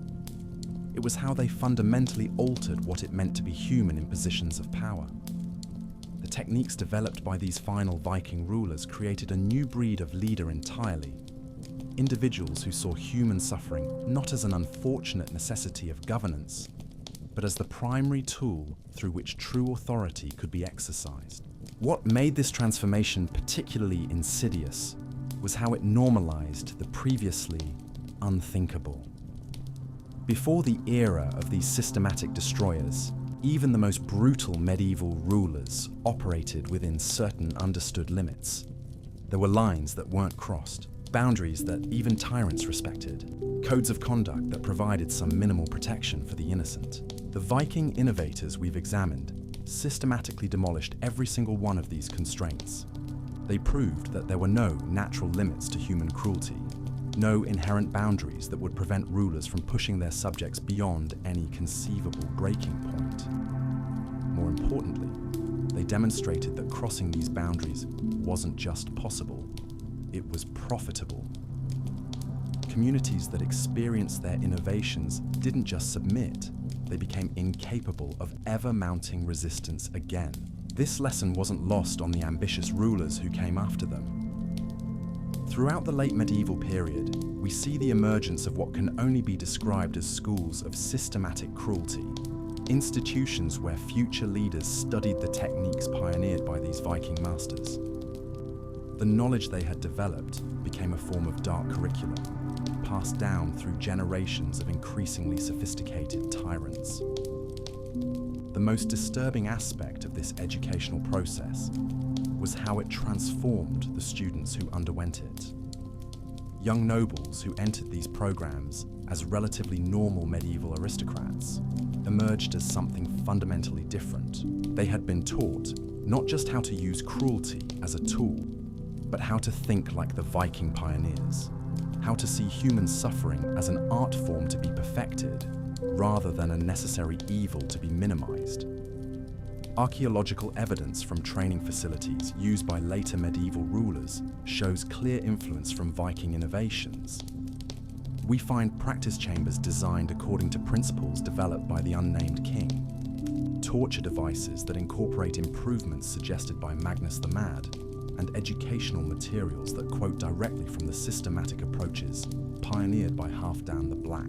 But perhaps most chilling is the evidence that these later rulers weren't content to simply copy Viking techniques. They were actively working to improve upon them, to push the boundaries of systematic cruelty even further than their predecessors had managed.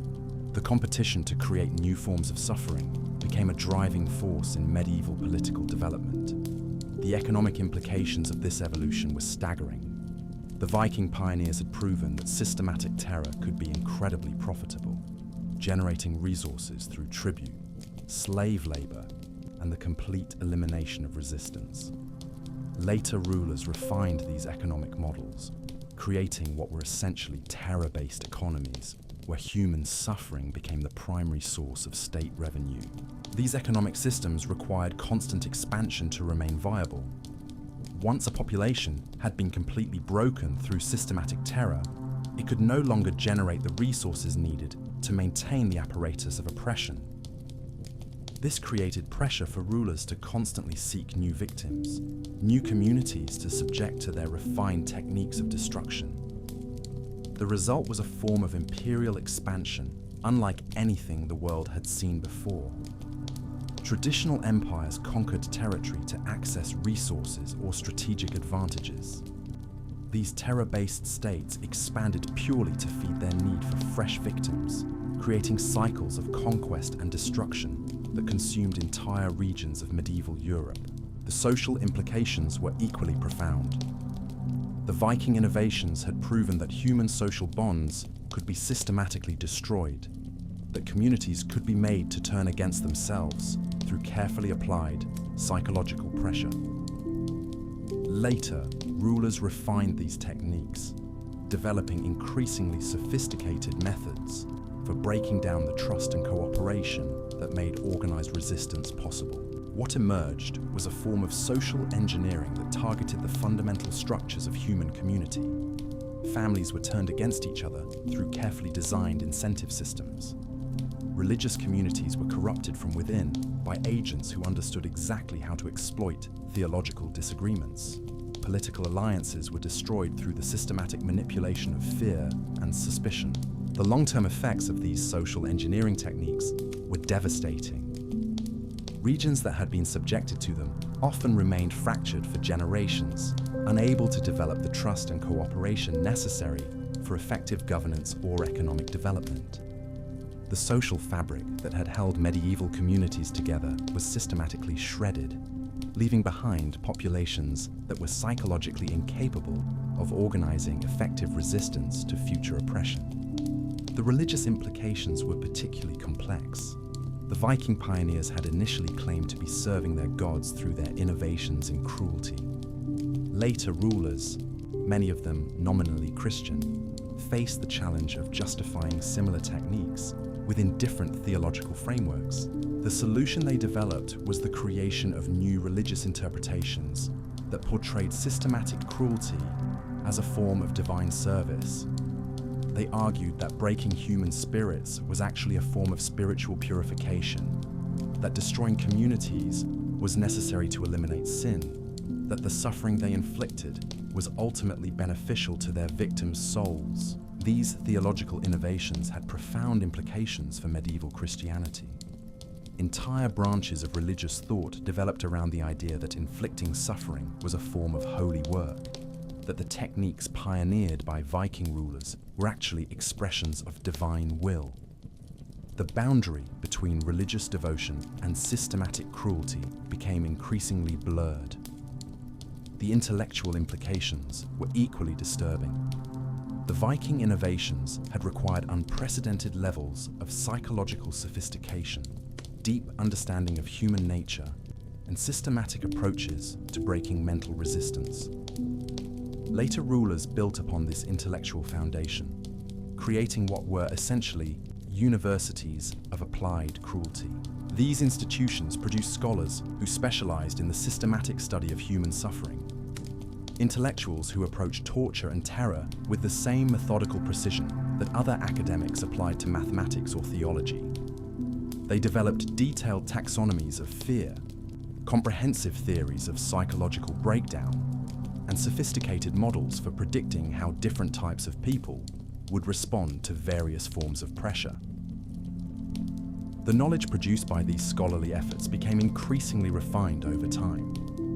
What had started as intuitive understanding of human psychology evolved into rigorous scientific approaches to breaking human resistance. The techniques available to later medieval rulers were far more sophisticated than anything the original Viking pioneers could have imagined. The artistic implications were particularly disturbing. The Viking innovations had inspired new forms of cultural expression that celebrated cruelty as a form of beauty. Later rulers refined these artistic traditions, creating elaborate aesthetic frameworks around the systematic infliction of suffering. What emerged was a form of art that was genuinely unprecedented in human history. These weren't simple celebrations of violence or power, but sophisticated aesthetic theories that portrayed human suffering as the highest form of artistic expression. The systematic destruction of communities became a form of performance art, with rulers competing to create the most aesthetically pleasing displays of terror. The cultural products that emerged from this artistic tradition had profound influence on medieval European culture as a whole. Even communities that had never directly experienced these rulers' techniques were exposed to cultural works that normalized extreme cruelty, that portrayed systematic terror as beautiful and sophisticated, rather than horrifying and barbaric. The technological implications were equally significant.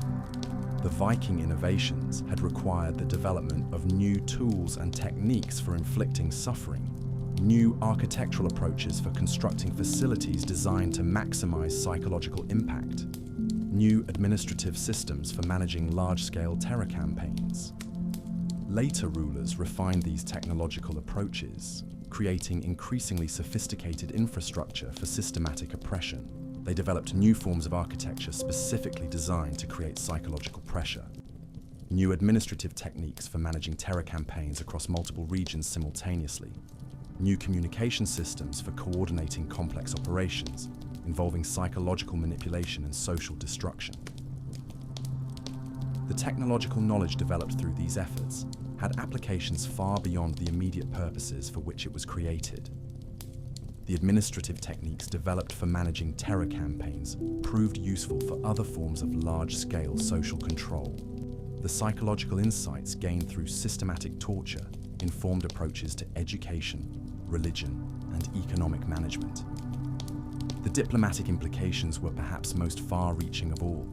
The Viking innovations had transformed international relations by introducing techniques that made traditional forms of negotiation and alliance building obsolete. Later rulers refined these diplomatic approaches, creating new forms of international relations based entirely on the systematic manipulation of fear. What emerged was a form of diplomacy that was fundamentally different from anything that had existed before. Traditional medieval diplomacy was based on concepts of mutual respect, shared interests, and reciprocal obligations. The new diplomatic approaches were based purely on the ability to inflict suffering, on the threat of systematic terror, rather than the promise of mutual benefit. This diplomatic revolution had profound implications for the development of medieval European politics. Traditional forms of international cooperation became increasingly difficult as rulers adopted techniques that made trust and mutual respect psychologically impossible. The international system became based on fear rather than mutual interest, creating cycles of escalating terror that consumed entire regions. The legal implications were equally significant. The Viking innovations had challenged traditional concepts of justice and proportional punishment by proving that unlimited cruelty could be politically effective. Later rulers refined these legal approaches, creating new frameworks of jurisprudence based entirely on the systematic application of terror. What emerged were legal systems that bore no resemblance to traditional concepts of justice. Laws were designed not to maintain social order or protect the innocent, but to maximize the ruler's ability to inflict psychological pressure on the population. Courts became venues for elaborate displays of cruelty rather than institutions for determining guilt or innocence. These legal innovations had lasting influence on the development of European jurisprudence. The understanding that law could be used as a tool of systematic oppression rather than social protection became part of the knowledge available to future rulers. The techniques developed for using legal systems to inflict psychological pressure remained part of the toolkit of authoritarian governance for centuries to come. The educational implications were particularly long-lasting. The Viking innovations had proven that entire populations could be systematically prevented from developing the psychological resources necessary for resistance. Later rulers refined these educational approaches, creating comprehensive systems for ensuring that future generations would be incapable of challenging their authority. What emerged were educational systems designed not to develop human potential, but to systematically limit it. Students were taught not to think critically or develop independent judgment, but to accept suffering as inevitable and resistance as impossible. The intellectual traditions that had previously allowed communities to develop effective responses to oppression were systematically eliminated. These educational innovations had profound implications for the development of medieval European culture. Entire regions lost access to the intellectual traditions that had previously allowed them to maintain their independence and cultural identity. The knowledge necessary for effective resistance was systematically eliminated, leaving populations defenseless against future oppression. The medical implications were equally disturbing. The Viking innovations had required sophisticated understanding of human physiology and psychology, knowledge of how to inflict maximum suffering while keeping victims alive and conscious. Later, rulers refined these medical approaches, creating what were essentially perverted forms of healthcare designed to maximize rather than minimize human suffering. What emerged were medical traditions that used healing knowledge to inflict harm, that applied sophisticated understanding of human biology to create new forms of torture and psychological pressure. Physicians became specialists in prolonging suffering rather than alleviating it. Medical institutions became centers for developing new techniques of systematic cruelty. The knowledge developed through these perverted medical traditions had influence far beyond its immediate applications.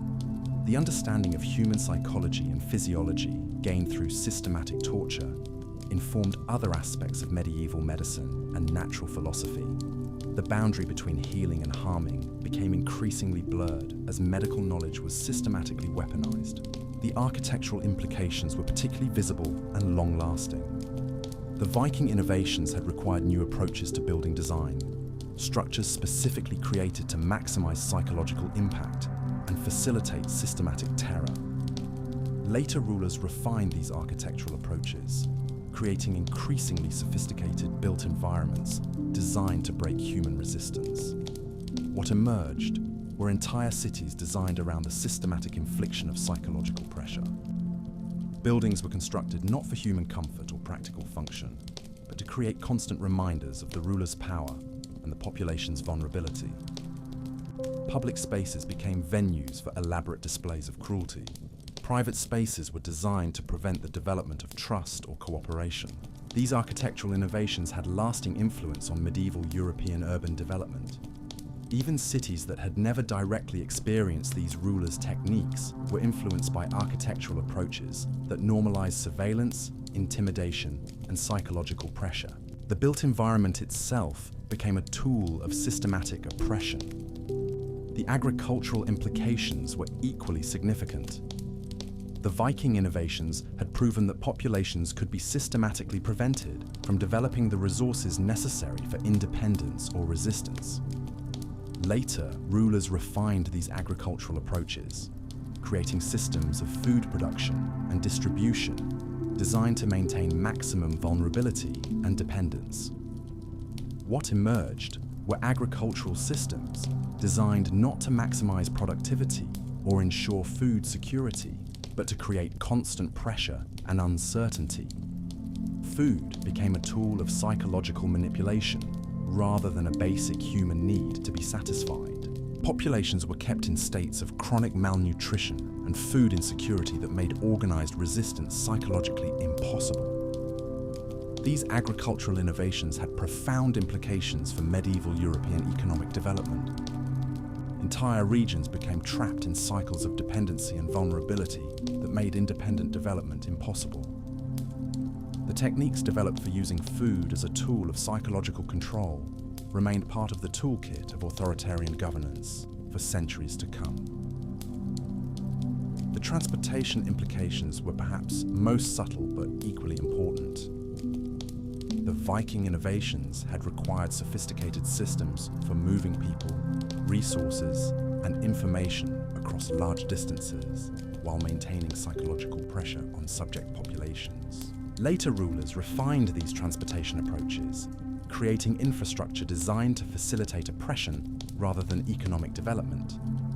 What emerged were transportation systems designed not to connect communities or facilitate trade, but to ensure that no population could develop the independence necessary for effective resistance. Roads, bridges, and communication networks were constructed to serve the needs of systematic terror rather than economic or social development. These transportation innovations had lasting influence on medieval European infrastructure development. The understanding that transportation systems could be designed to facilitate oppression rather than development became part of the knowledge available to future rulers. Infrastructure became a tool of systematic control rather than economic growth. The cumulative effect of all these innovations was the creation of a form of civilization that was genuinely unprecedented in human history. What had started as Viking techniques for maximizing the effectiveness of raids and conquests had evolved into comprehensive systems for the systematic destruction of human potential and the permanent prevention of resistance or independence. The rulers who inherited and refined these techniques had created something that went far beyond traditional tyranny or authoritarianism. They had developed methods for attacking the fundamental psychological and social foundations that made human civilization possible. Techniques for ensuring that their subjects would be permanently incapable of developing the resources necessary for effective resistance. The long-term historical impact of these innovations extended far beyond the medieval period. The techniques developed during this era established precedents and created knowledge that would continue to influence authoritarian rulers throughout subsequent centuries of human history. The understanding that human societies could be systematically destroyed from within, that populations could be made permanently incapable of resistance, became part of the dark inheritance that medieval Europe bequeathed to the modern world. But perhaps most disturbing of all was the evidence that these techniques continued to evolve and spread long after the original Viking pioneers had disappeared from history. The innovations they had created took on lives of their own, continuing to develop and refine themselves as they spread from ruler to ruler, generation to generation, creating an ever-expanding toolkit of systematic oppression that would plague human civilization for centuries to come. The question that remained was whether human societies would eventually develop effective defenses against these techniques, whether the knowledge of how to destroy civilization would eventually be balanced by knowledge of how to protect it. The evidence from the medieval period suggests that this balance was never achieved, that the innovations in systematic cruelty continued to outpace any corresponding developments in resistance or protection. The legacy of these Viking pioneers in systematic terror thus represents one of the darkest chapters in human history, a period when the techniques for destroying human potential were refined to a degree that had never been achieved before and would continue to influence the development of authoritarian power for centuries to come. Their innovations established the foundation for forms of oppression that would continue to plague human civilization long after the Viking Age itself had become nothing more than a distant memory. The systematic destruction perfected by these Viking masters created ripple effects that transformed medieval warfare itself into something unrecognizable. Traditional battles between armies became almost obsolete as rulers realized that psychological warfare could achieve far greater results with minimal resources. Why risk losing warriors in combat when you could simply break your enemy's will to fight before the battle even began? This shift fundamentally altered the nature of medieval military training. Where previous generations of warriors had focused on developing skill with weapons and tactics for battlefield combat, the new breed of Viking-influenced fighters specialized in psychological manipulation and terror tactics. They learned to read human nature like a map, identifying the specific fears and vulnerabilities that could be exploited in different types of opponents.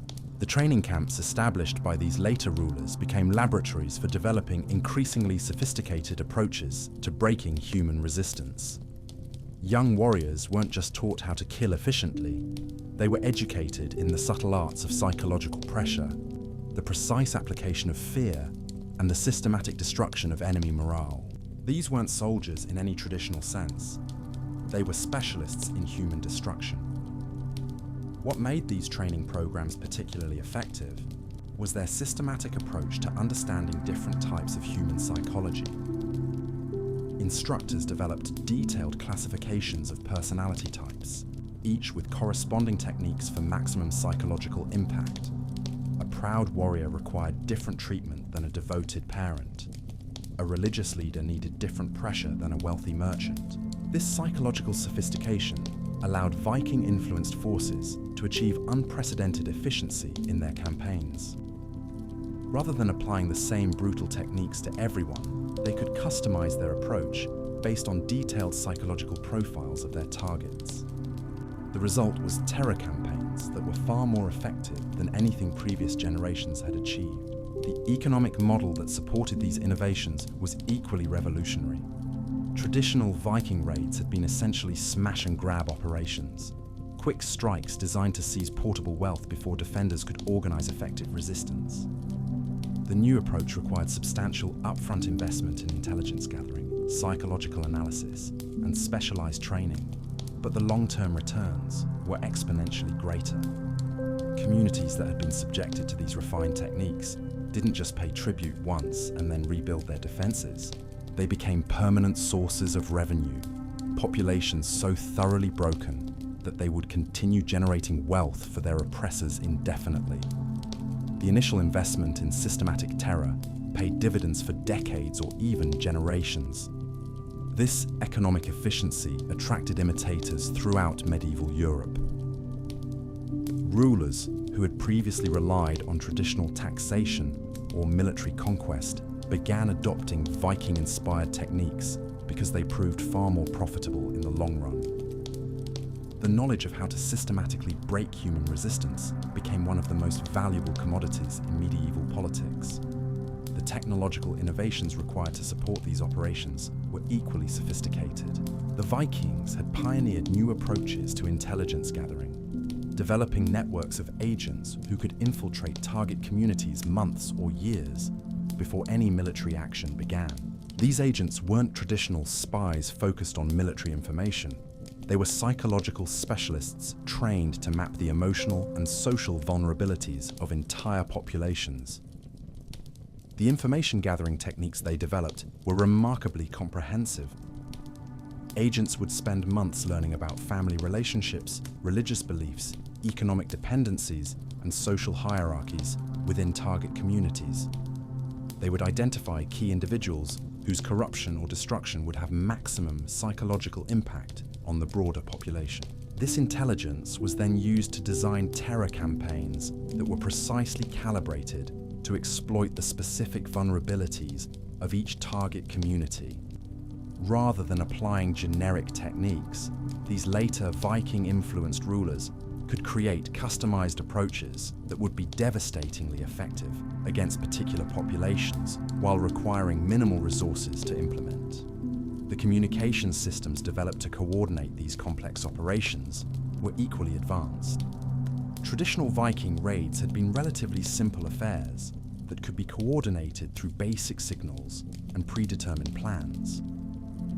The new psychological warfare campaigns required constant communication between multiple agents operating across different regions over extended periods. The solutions they developed involved sophisticated networks of messengers, coded communication systems, and coordination protocols that allowed complex operations to be managed across vast distances. These communication innovations had applications far beyond military campaigns, influencing the development of medieval administrative systems and commercial networks. The religious implications of these innovations continue to evolve in disturbing directions. While the original Viking pioneers had at least maintained some connection to traditional Norse religious practices, their successors increasingly developed entirely new theological frameworks designed to justify their systematic cruelty.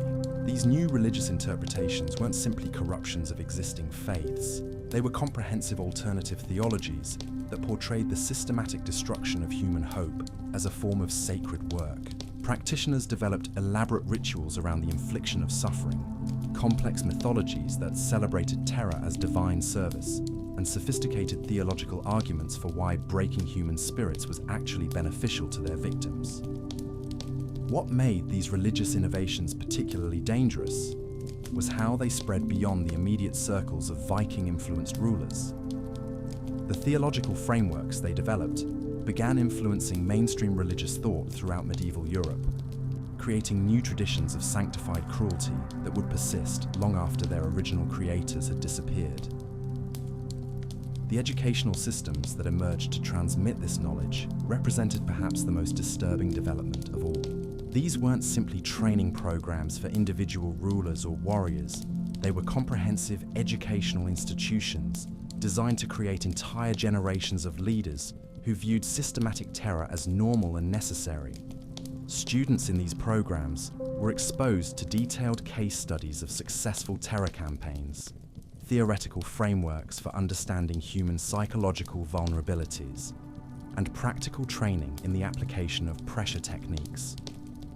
They learned to think systematically about human destruction, to approach the breaking of communities and individuals as technical problems requiring sophisticated solutions. The graduates of these programs carried their knowledge throughout medieval Europe, establishing similar institutions in their own territories and training new generations of specialists in systematic oppression. The knowledge base that had originated with Viking innovations became a self-perpetuating educational tradition that continued to grow and evolve over time. The cultural impact of this educational expansion was profound. Entire regions of medieval Europe began developing cultures that normalized extreme cruelty, that viewed the systematic destruction of human potential as sophisticated rather than barbaric. Art, literature, music, and philosophy all began reflecting these values, creating cultural environments that celebrated rather than condemned systematic terror. The legal frameworks that developed to support these operations were equally comprehensive. Traditional medieval law had been based on concepts of justice, proportional punishment, and the protection of legitimate interests. The new legal systems were designed purely to facilitate the systematic application of psychological pressure and the elimination of any potential sources of resistance. These legal innovations went far beyond simply making terror tactics legal. They created comprehensive frameworks for identifying potential sources of resistance before they could develop, for justifying preemptive action against anyone who might eventually pose a threat, and for ensuring that legal systems themselves became tools of psychological manipulation rather than institutions for protecting rights or maintaining justice. The administrative systems required to manage these complex operations represented another major innovation. Traditional Viking raids had required minimal administration beyond basic coordination of warriors and distribution of loot. The new psychological warfare campaigns required sophisticated bureaucracies capable of managing intelligence networks, coordinating complex operations across multiple regions, and maintaining long-term pressure on numerous target populations simultaneously. The administrative techniques developed to meet these needs influenced the evolution of medieval governmental systems throughout Europe. Concepts of systematic surveillance, preemptive intervention, and comprehensive social control that had originated in Viking terror campaigns became standard features of medieval statecraft. The medical knowledge that supported these operations continued to evolve in increasingly disturbing directions. The original Viking innovations had required basic understanding of human physiology and psychology to maximize the effectiveness of torture and terror. Later practitioners developed this knowledge into sophisticated medical traditions, focused on the systematic manipulation of human suffering.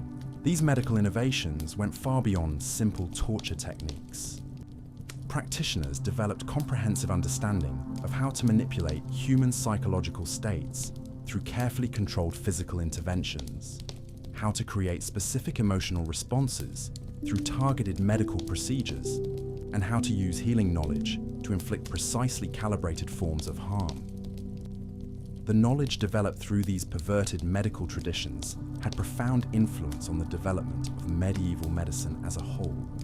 The boundary between healing and harming became increasingly blurred as medical practitioners incorporated techniques originally developed for torture into their standard approaches to treating patients. The architectural innovations continued to evolve as well, creating built environments that were specifically designed to facilitate systematic psychological manipulation. These weren't simply defensive structures or administrative buildings. They were comprehensive environmental systems designed to create constant psychological pressure on anyone who entered them. The architectural principles developed through these projects influenced medieval building practices throughout Europe. Concepts of surveillance architecture, intimidation through design, and the use of physical space to create psychological pressure became standard features of medieval construction. The agricultural systems that supported these operations were equally sophisticated. Traditional Viking raids had relied on quick seizure of existing food supplies, but the new long-term terror campaigns required sustainable systems for maintaining large populations in states of controlled vulnerability and dependence.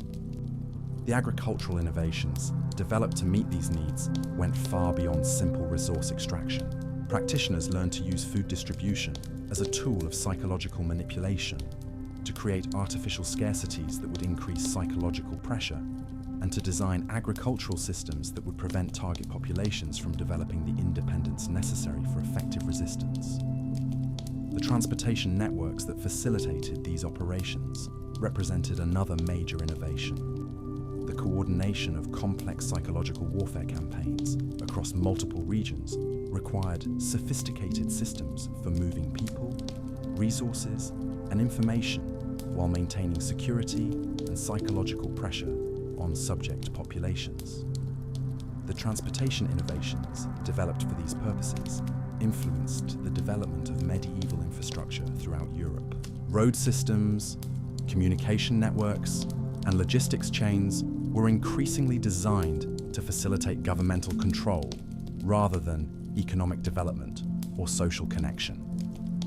The cumulative effect of all these innovations was the creation of comprehensive systems for the systematic management of human suffering. What had begun as Viking techniques for maximizing the effectiveness of raids had evolved into integrated approaches to social control that could maintain entire populations in states of permanent psychological subjugation. The rulers who perfected these systems had created something that went far beyond traditional concepts of tyranny or oppression. They had developed methods for attacking the fundamental psychological foundations that made human resistance possible, ensuring that their subjects would remain permanently incapable of developing the resources necessary for independence or rebellion. The knowledge they created became a permanent part of the toolkit available to authoritarian rulers throughout subsequent history. The techniques for systematic psychological destruction, the methods for breaking human communities from within, the approaches to preventing the development of resistance before it could become effective. All of this became part of the dark inheritance that medieval Europe passed on to future generations. But perhaps most disturbing was the evidence that these techniques continued to evolve and spread long after their original creators had disappeared. The systematic approaches to human destruction took on lives of their own, continuing to develop and refine themselves as they passed from ruler to ruler, creating an ever-expanding arsenal of oppression that would influence human civilization for centuries to come. The question that haunted medieval observers was whether any effective defense could ever be developed against these techniques. The systematic destruction of human psychological resources seemed to create permanent damage that could not be reversed through traditional means. Communities that had been subjected to these methods appeared to lose the capacity for recovery, remaining broken and vulnerable to future oppression indefinitely. The long-term historical implications of these innovations extended far beyond the medieval period itself. The knowledge of how to systematically destroy human potential, how to break the psychological foundations of resistance, how to create permanent vulnerability in human populations, became part of the permanent knowledge base available to future authoritarian rulers throughout history.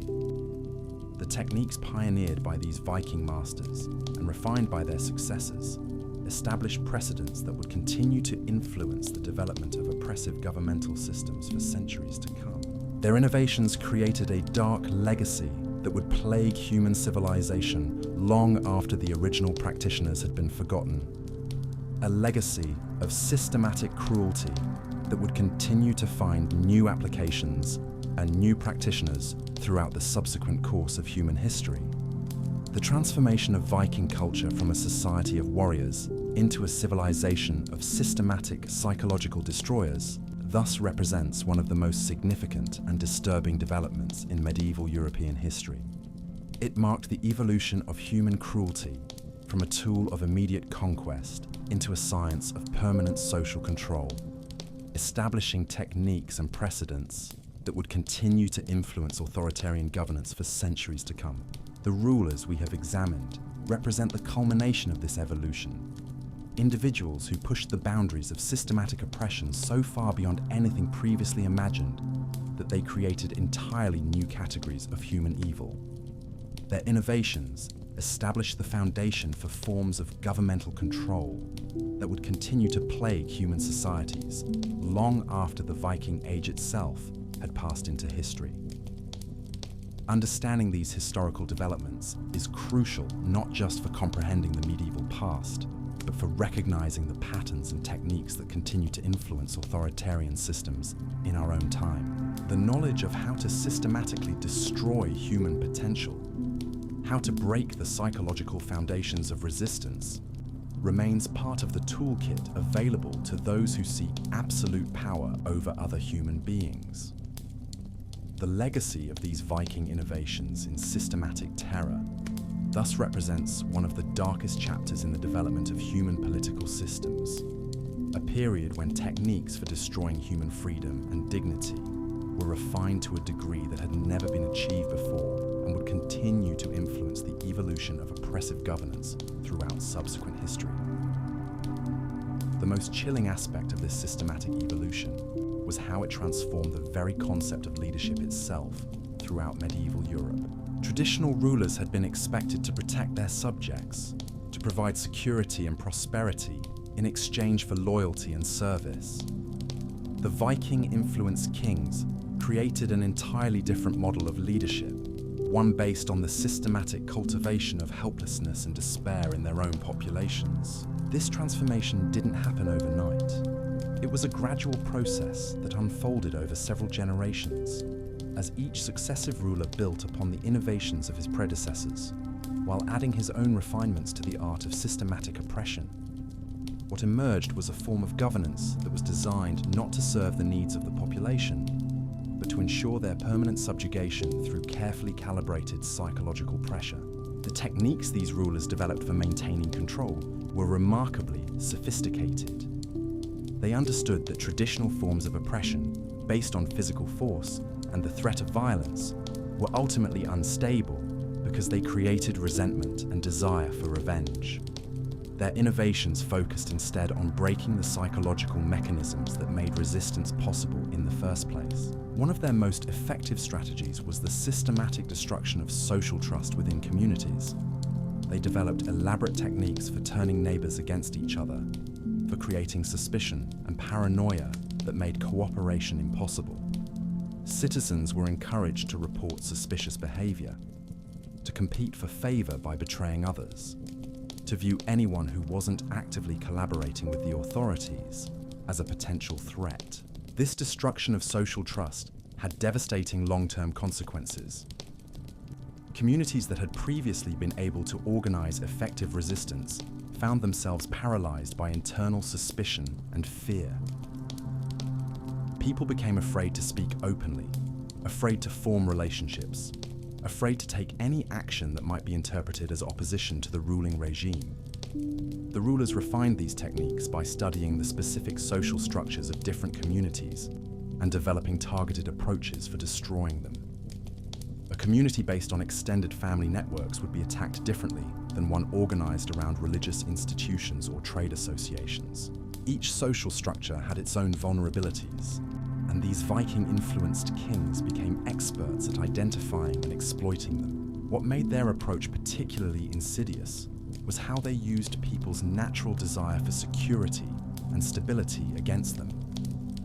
They would create artificial crises, manufactured threats that made their oppressive measures seem necessary for survival.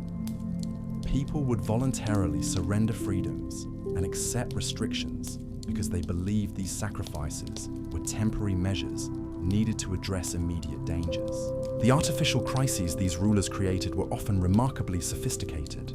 They might orchestrate attacks by supposed external enemies, spread rumors of internal conspiracies, or create economic disruptions that seemed to require emergency governmental intervention.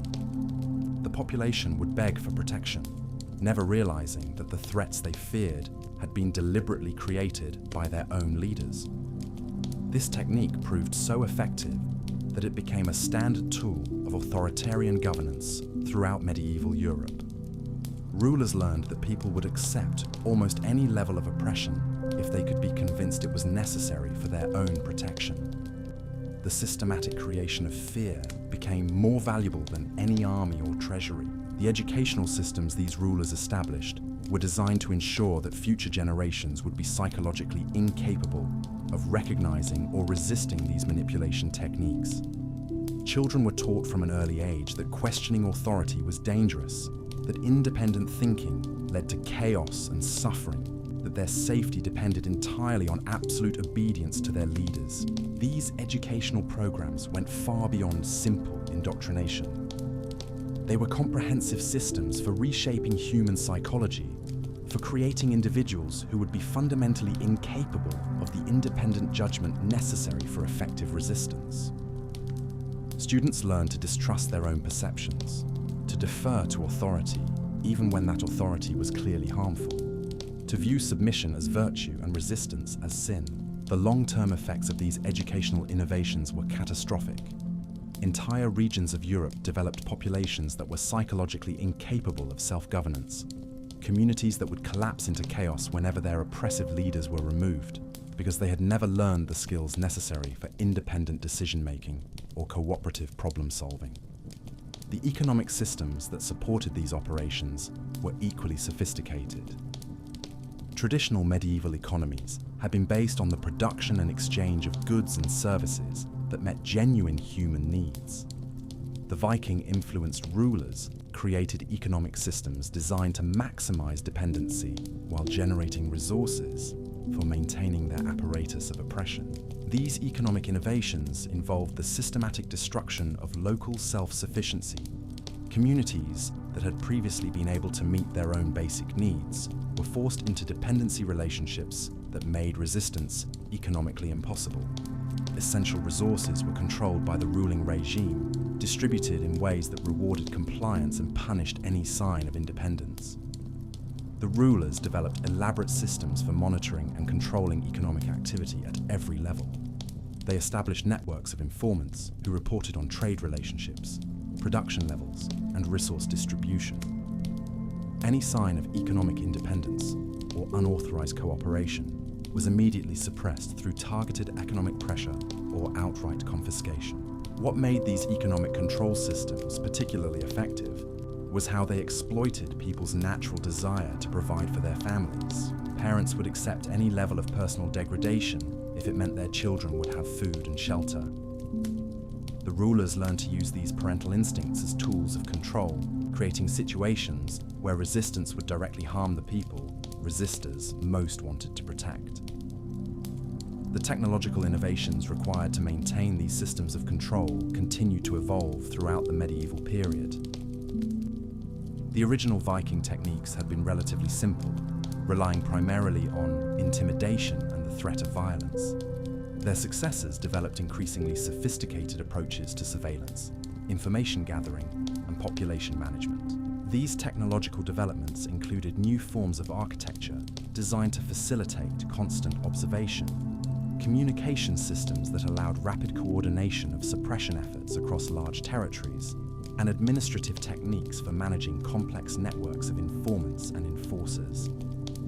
The infrastructure of oppression became increasingly sophisticated and efficient over time. The religious frameworks that justified these systems also continued to evolve.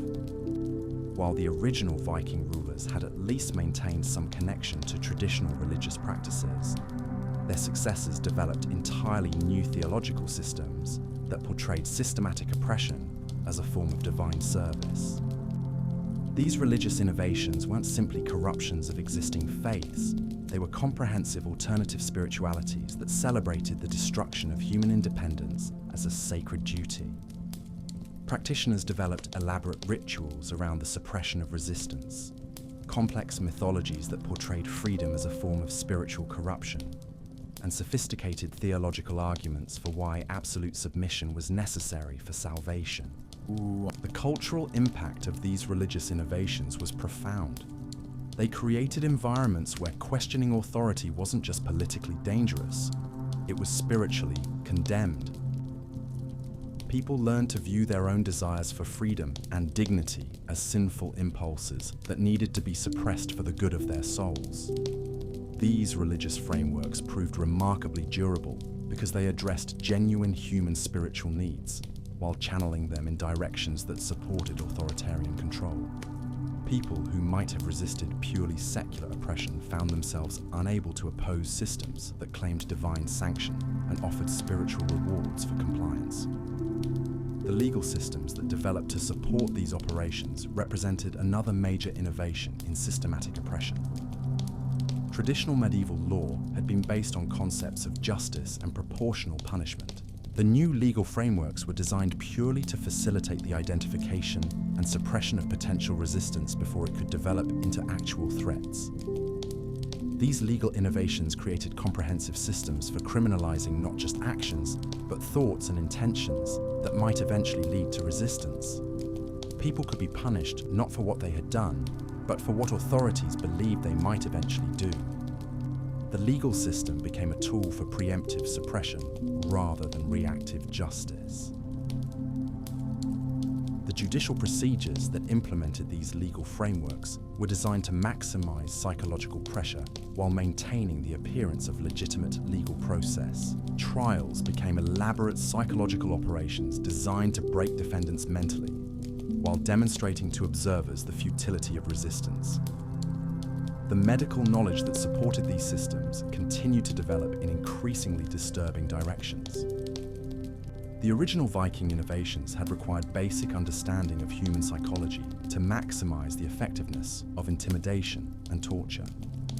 Later practitioners developed this knowledge into comprehensive medical traditions focused on the systematic manipulation of human mental states. These medical innovations went far beyond simple torture techniques. Practitioners developed sophisticated understanding of how to create specific psychological conditions through carefully controlled interventions, how to maintain populations in states of chronic stress and anxiety, and how to use medical authority to justify and implement oppressive measures. The knowledge developed through these perverted medical traditions had profound influence on medieval healthcare as a whole. The boundary between healing and control became increasingly blurred as medical practitioners incorporated techniques originally developed for population management into their standard approaches to treating patients. The architectural innovations that supported these systems created built environments specifically designed to reinforce psychological submission. These weren't simply defensive structures. They were comprehensive environmental systems designed to create constant reminders of authority and the futility of resistance. The architectural principles developed through these projects influenced building practices throughout medieval Europe. Public spaces were designed to facilitate surveillance and crowd control. Private buildings incorporated features that prevented unauthorized gatherings, and entire urban layouts were planned to maximize governmental control while minimizing opportunities for organized resistance. The transportation networks that facilitated these operations were equally sophisticated. The coordination of complex population control systems across multiple regions required advanced infrastructure for moving personnel, resources, and information while maintaining security and preventing the development of unauthorized communication networks.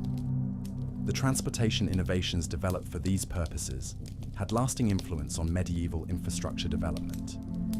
Road systems, communication networks, and logistics chains were increasingly designed to serve governmental control rather than economic development or social connection.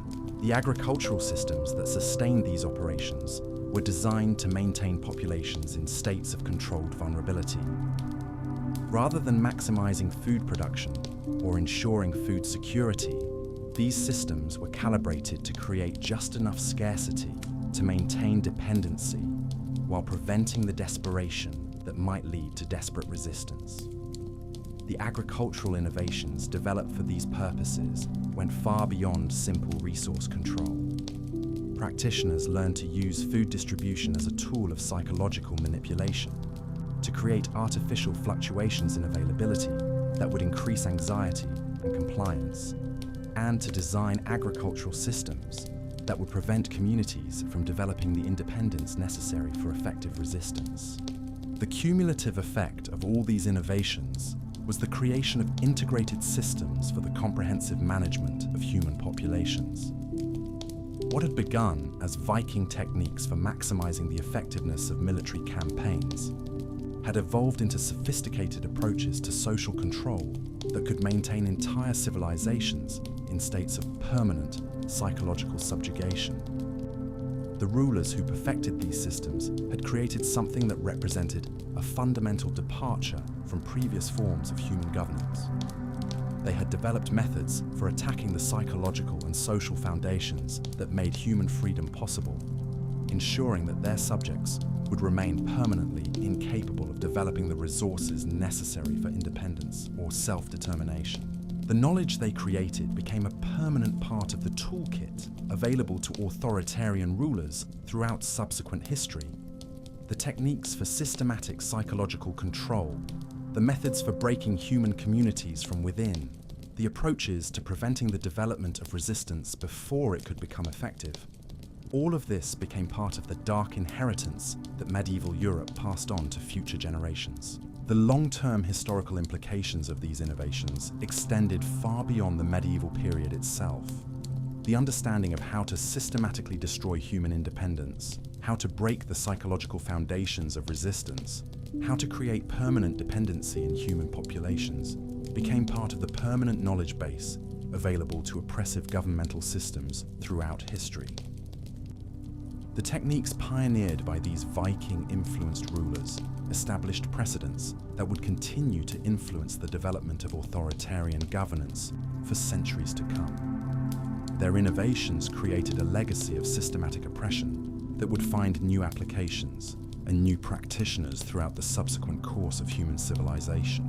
The transformation we have examined thus represents one of the most significant and disturbing developments in the history of human political systems.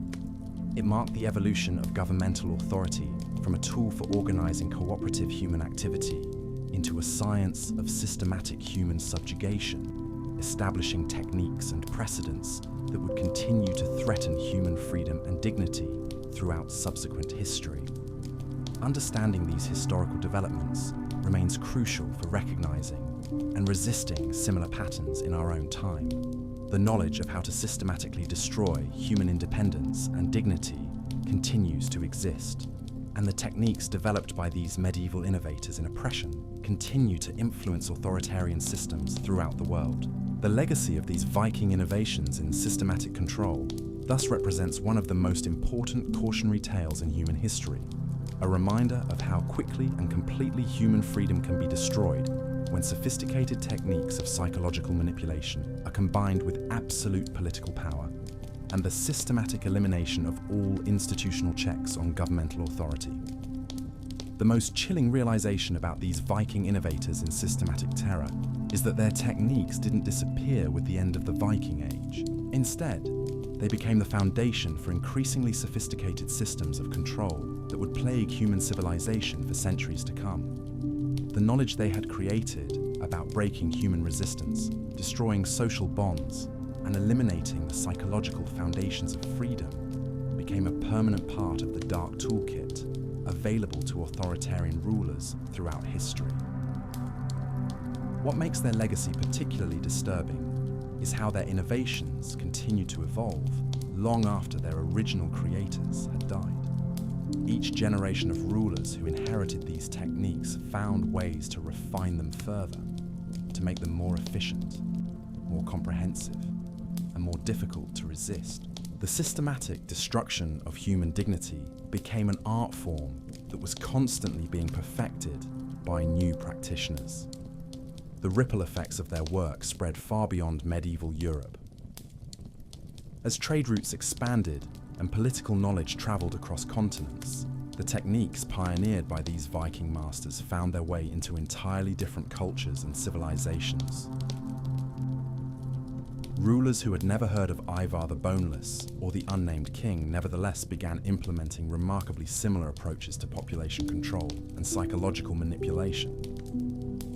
This global spread of systematic oppression techniques created a dark, convergent evolution in human governance. Civilizations that had developed independently for thousands of years suddenly began adopting similar methods for breaking human resistance, suggesting that these Viking innovations had tapped into something fundamental about the relationship between power and human psychology.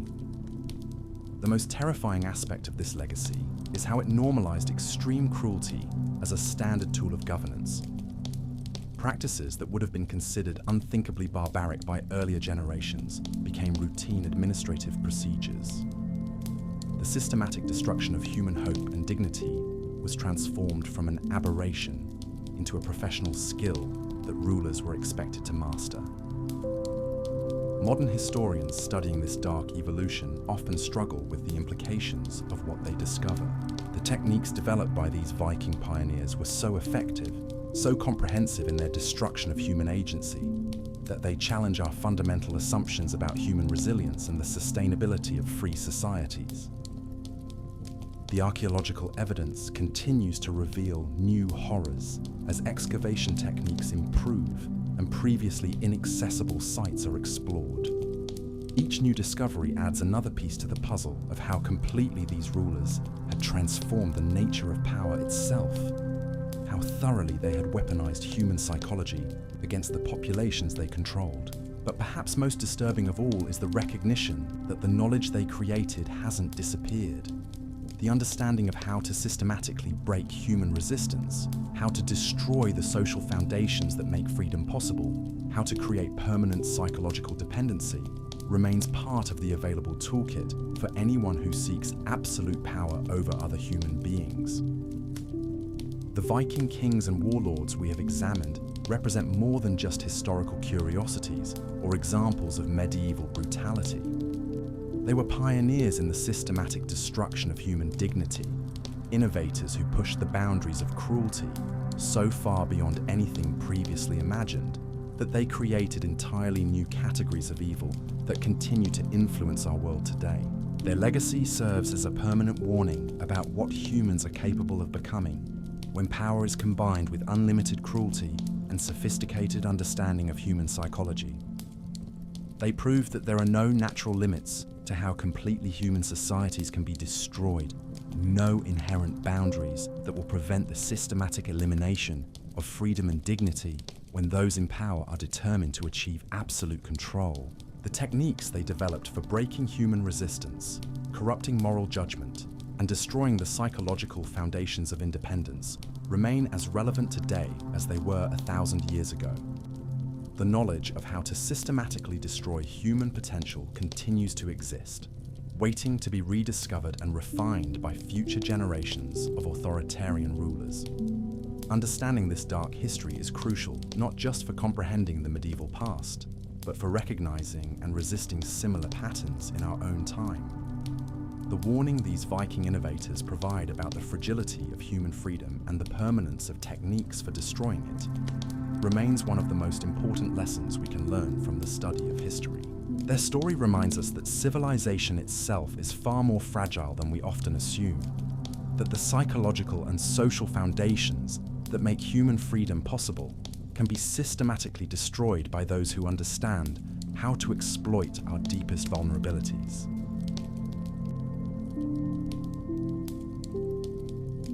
And now, the story gently comes to rest. Thank you for spending this quiet time with me here on the Sleepy History channel. Together, we've wandered through echoes of the past, listening to stories that time nearly forgot. If this journey brought you a sense of calm, you're welcome to subscribe or leave a gentle like. It's a small signal that helps these whispered histories continue drifting through the night. If there's a story, a place, or a forgotten age you'd like to explore in the future, feel free to leave it in the comments below. I always enjoy reading where you're listening from, and your words often guide where our next journey begins. On your screen, you'll see another story waiting for you, a quiet path chosen for this moment. If it calls to you, allow yourself to drift into another passage of time. Until we wander together again, rest well, dream softly, and remember, even the past deserves to sleep. Good night.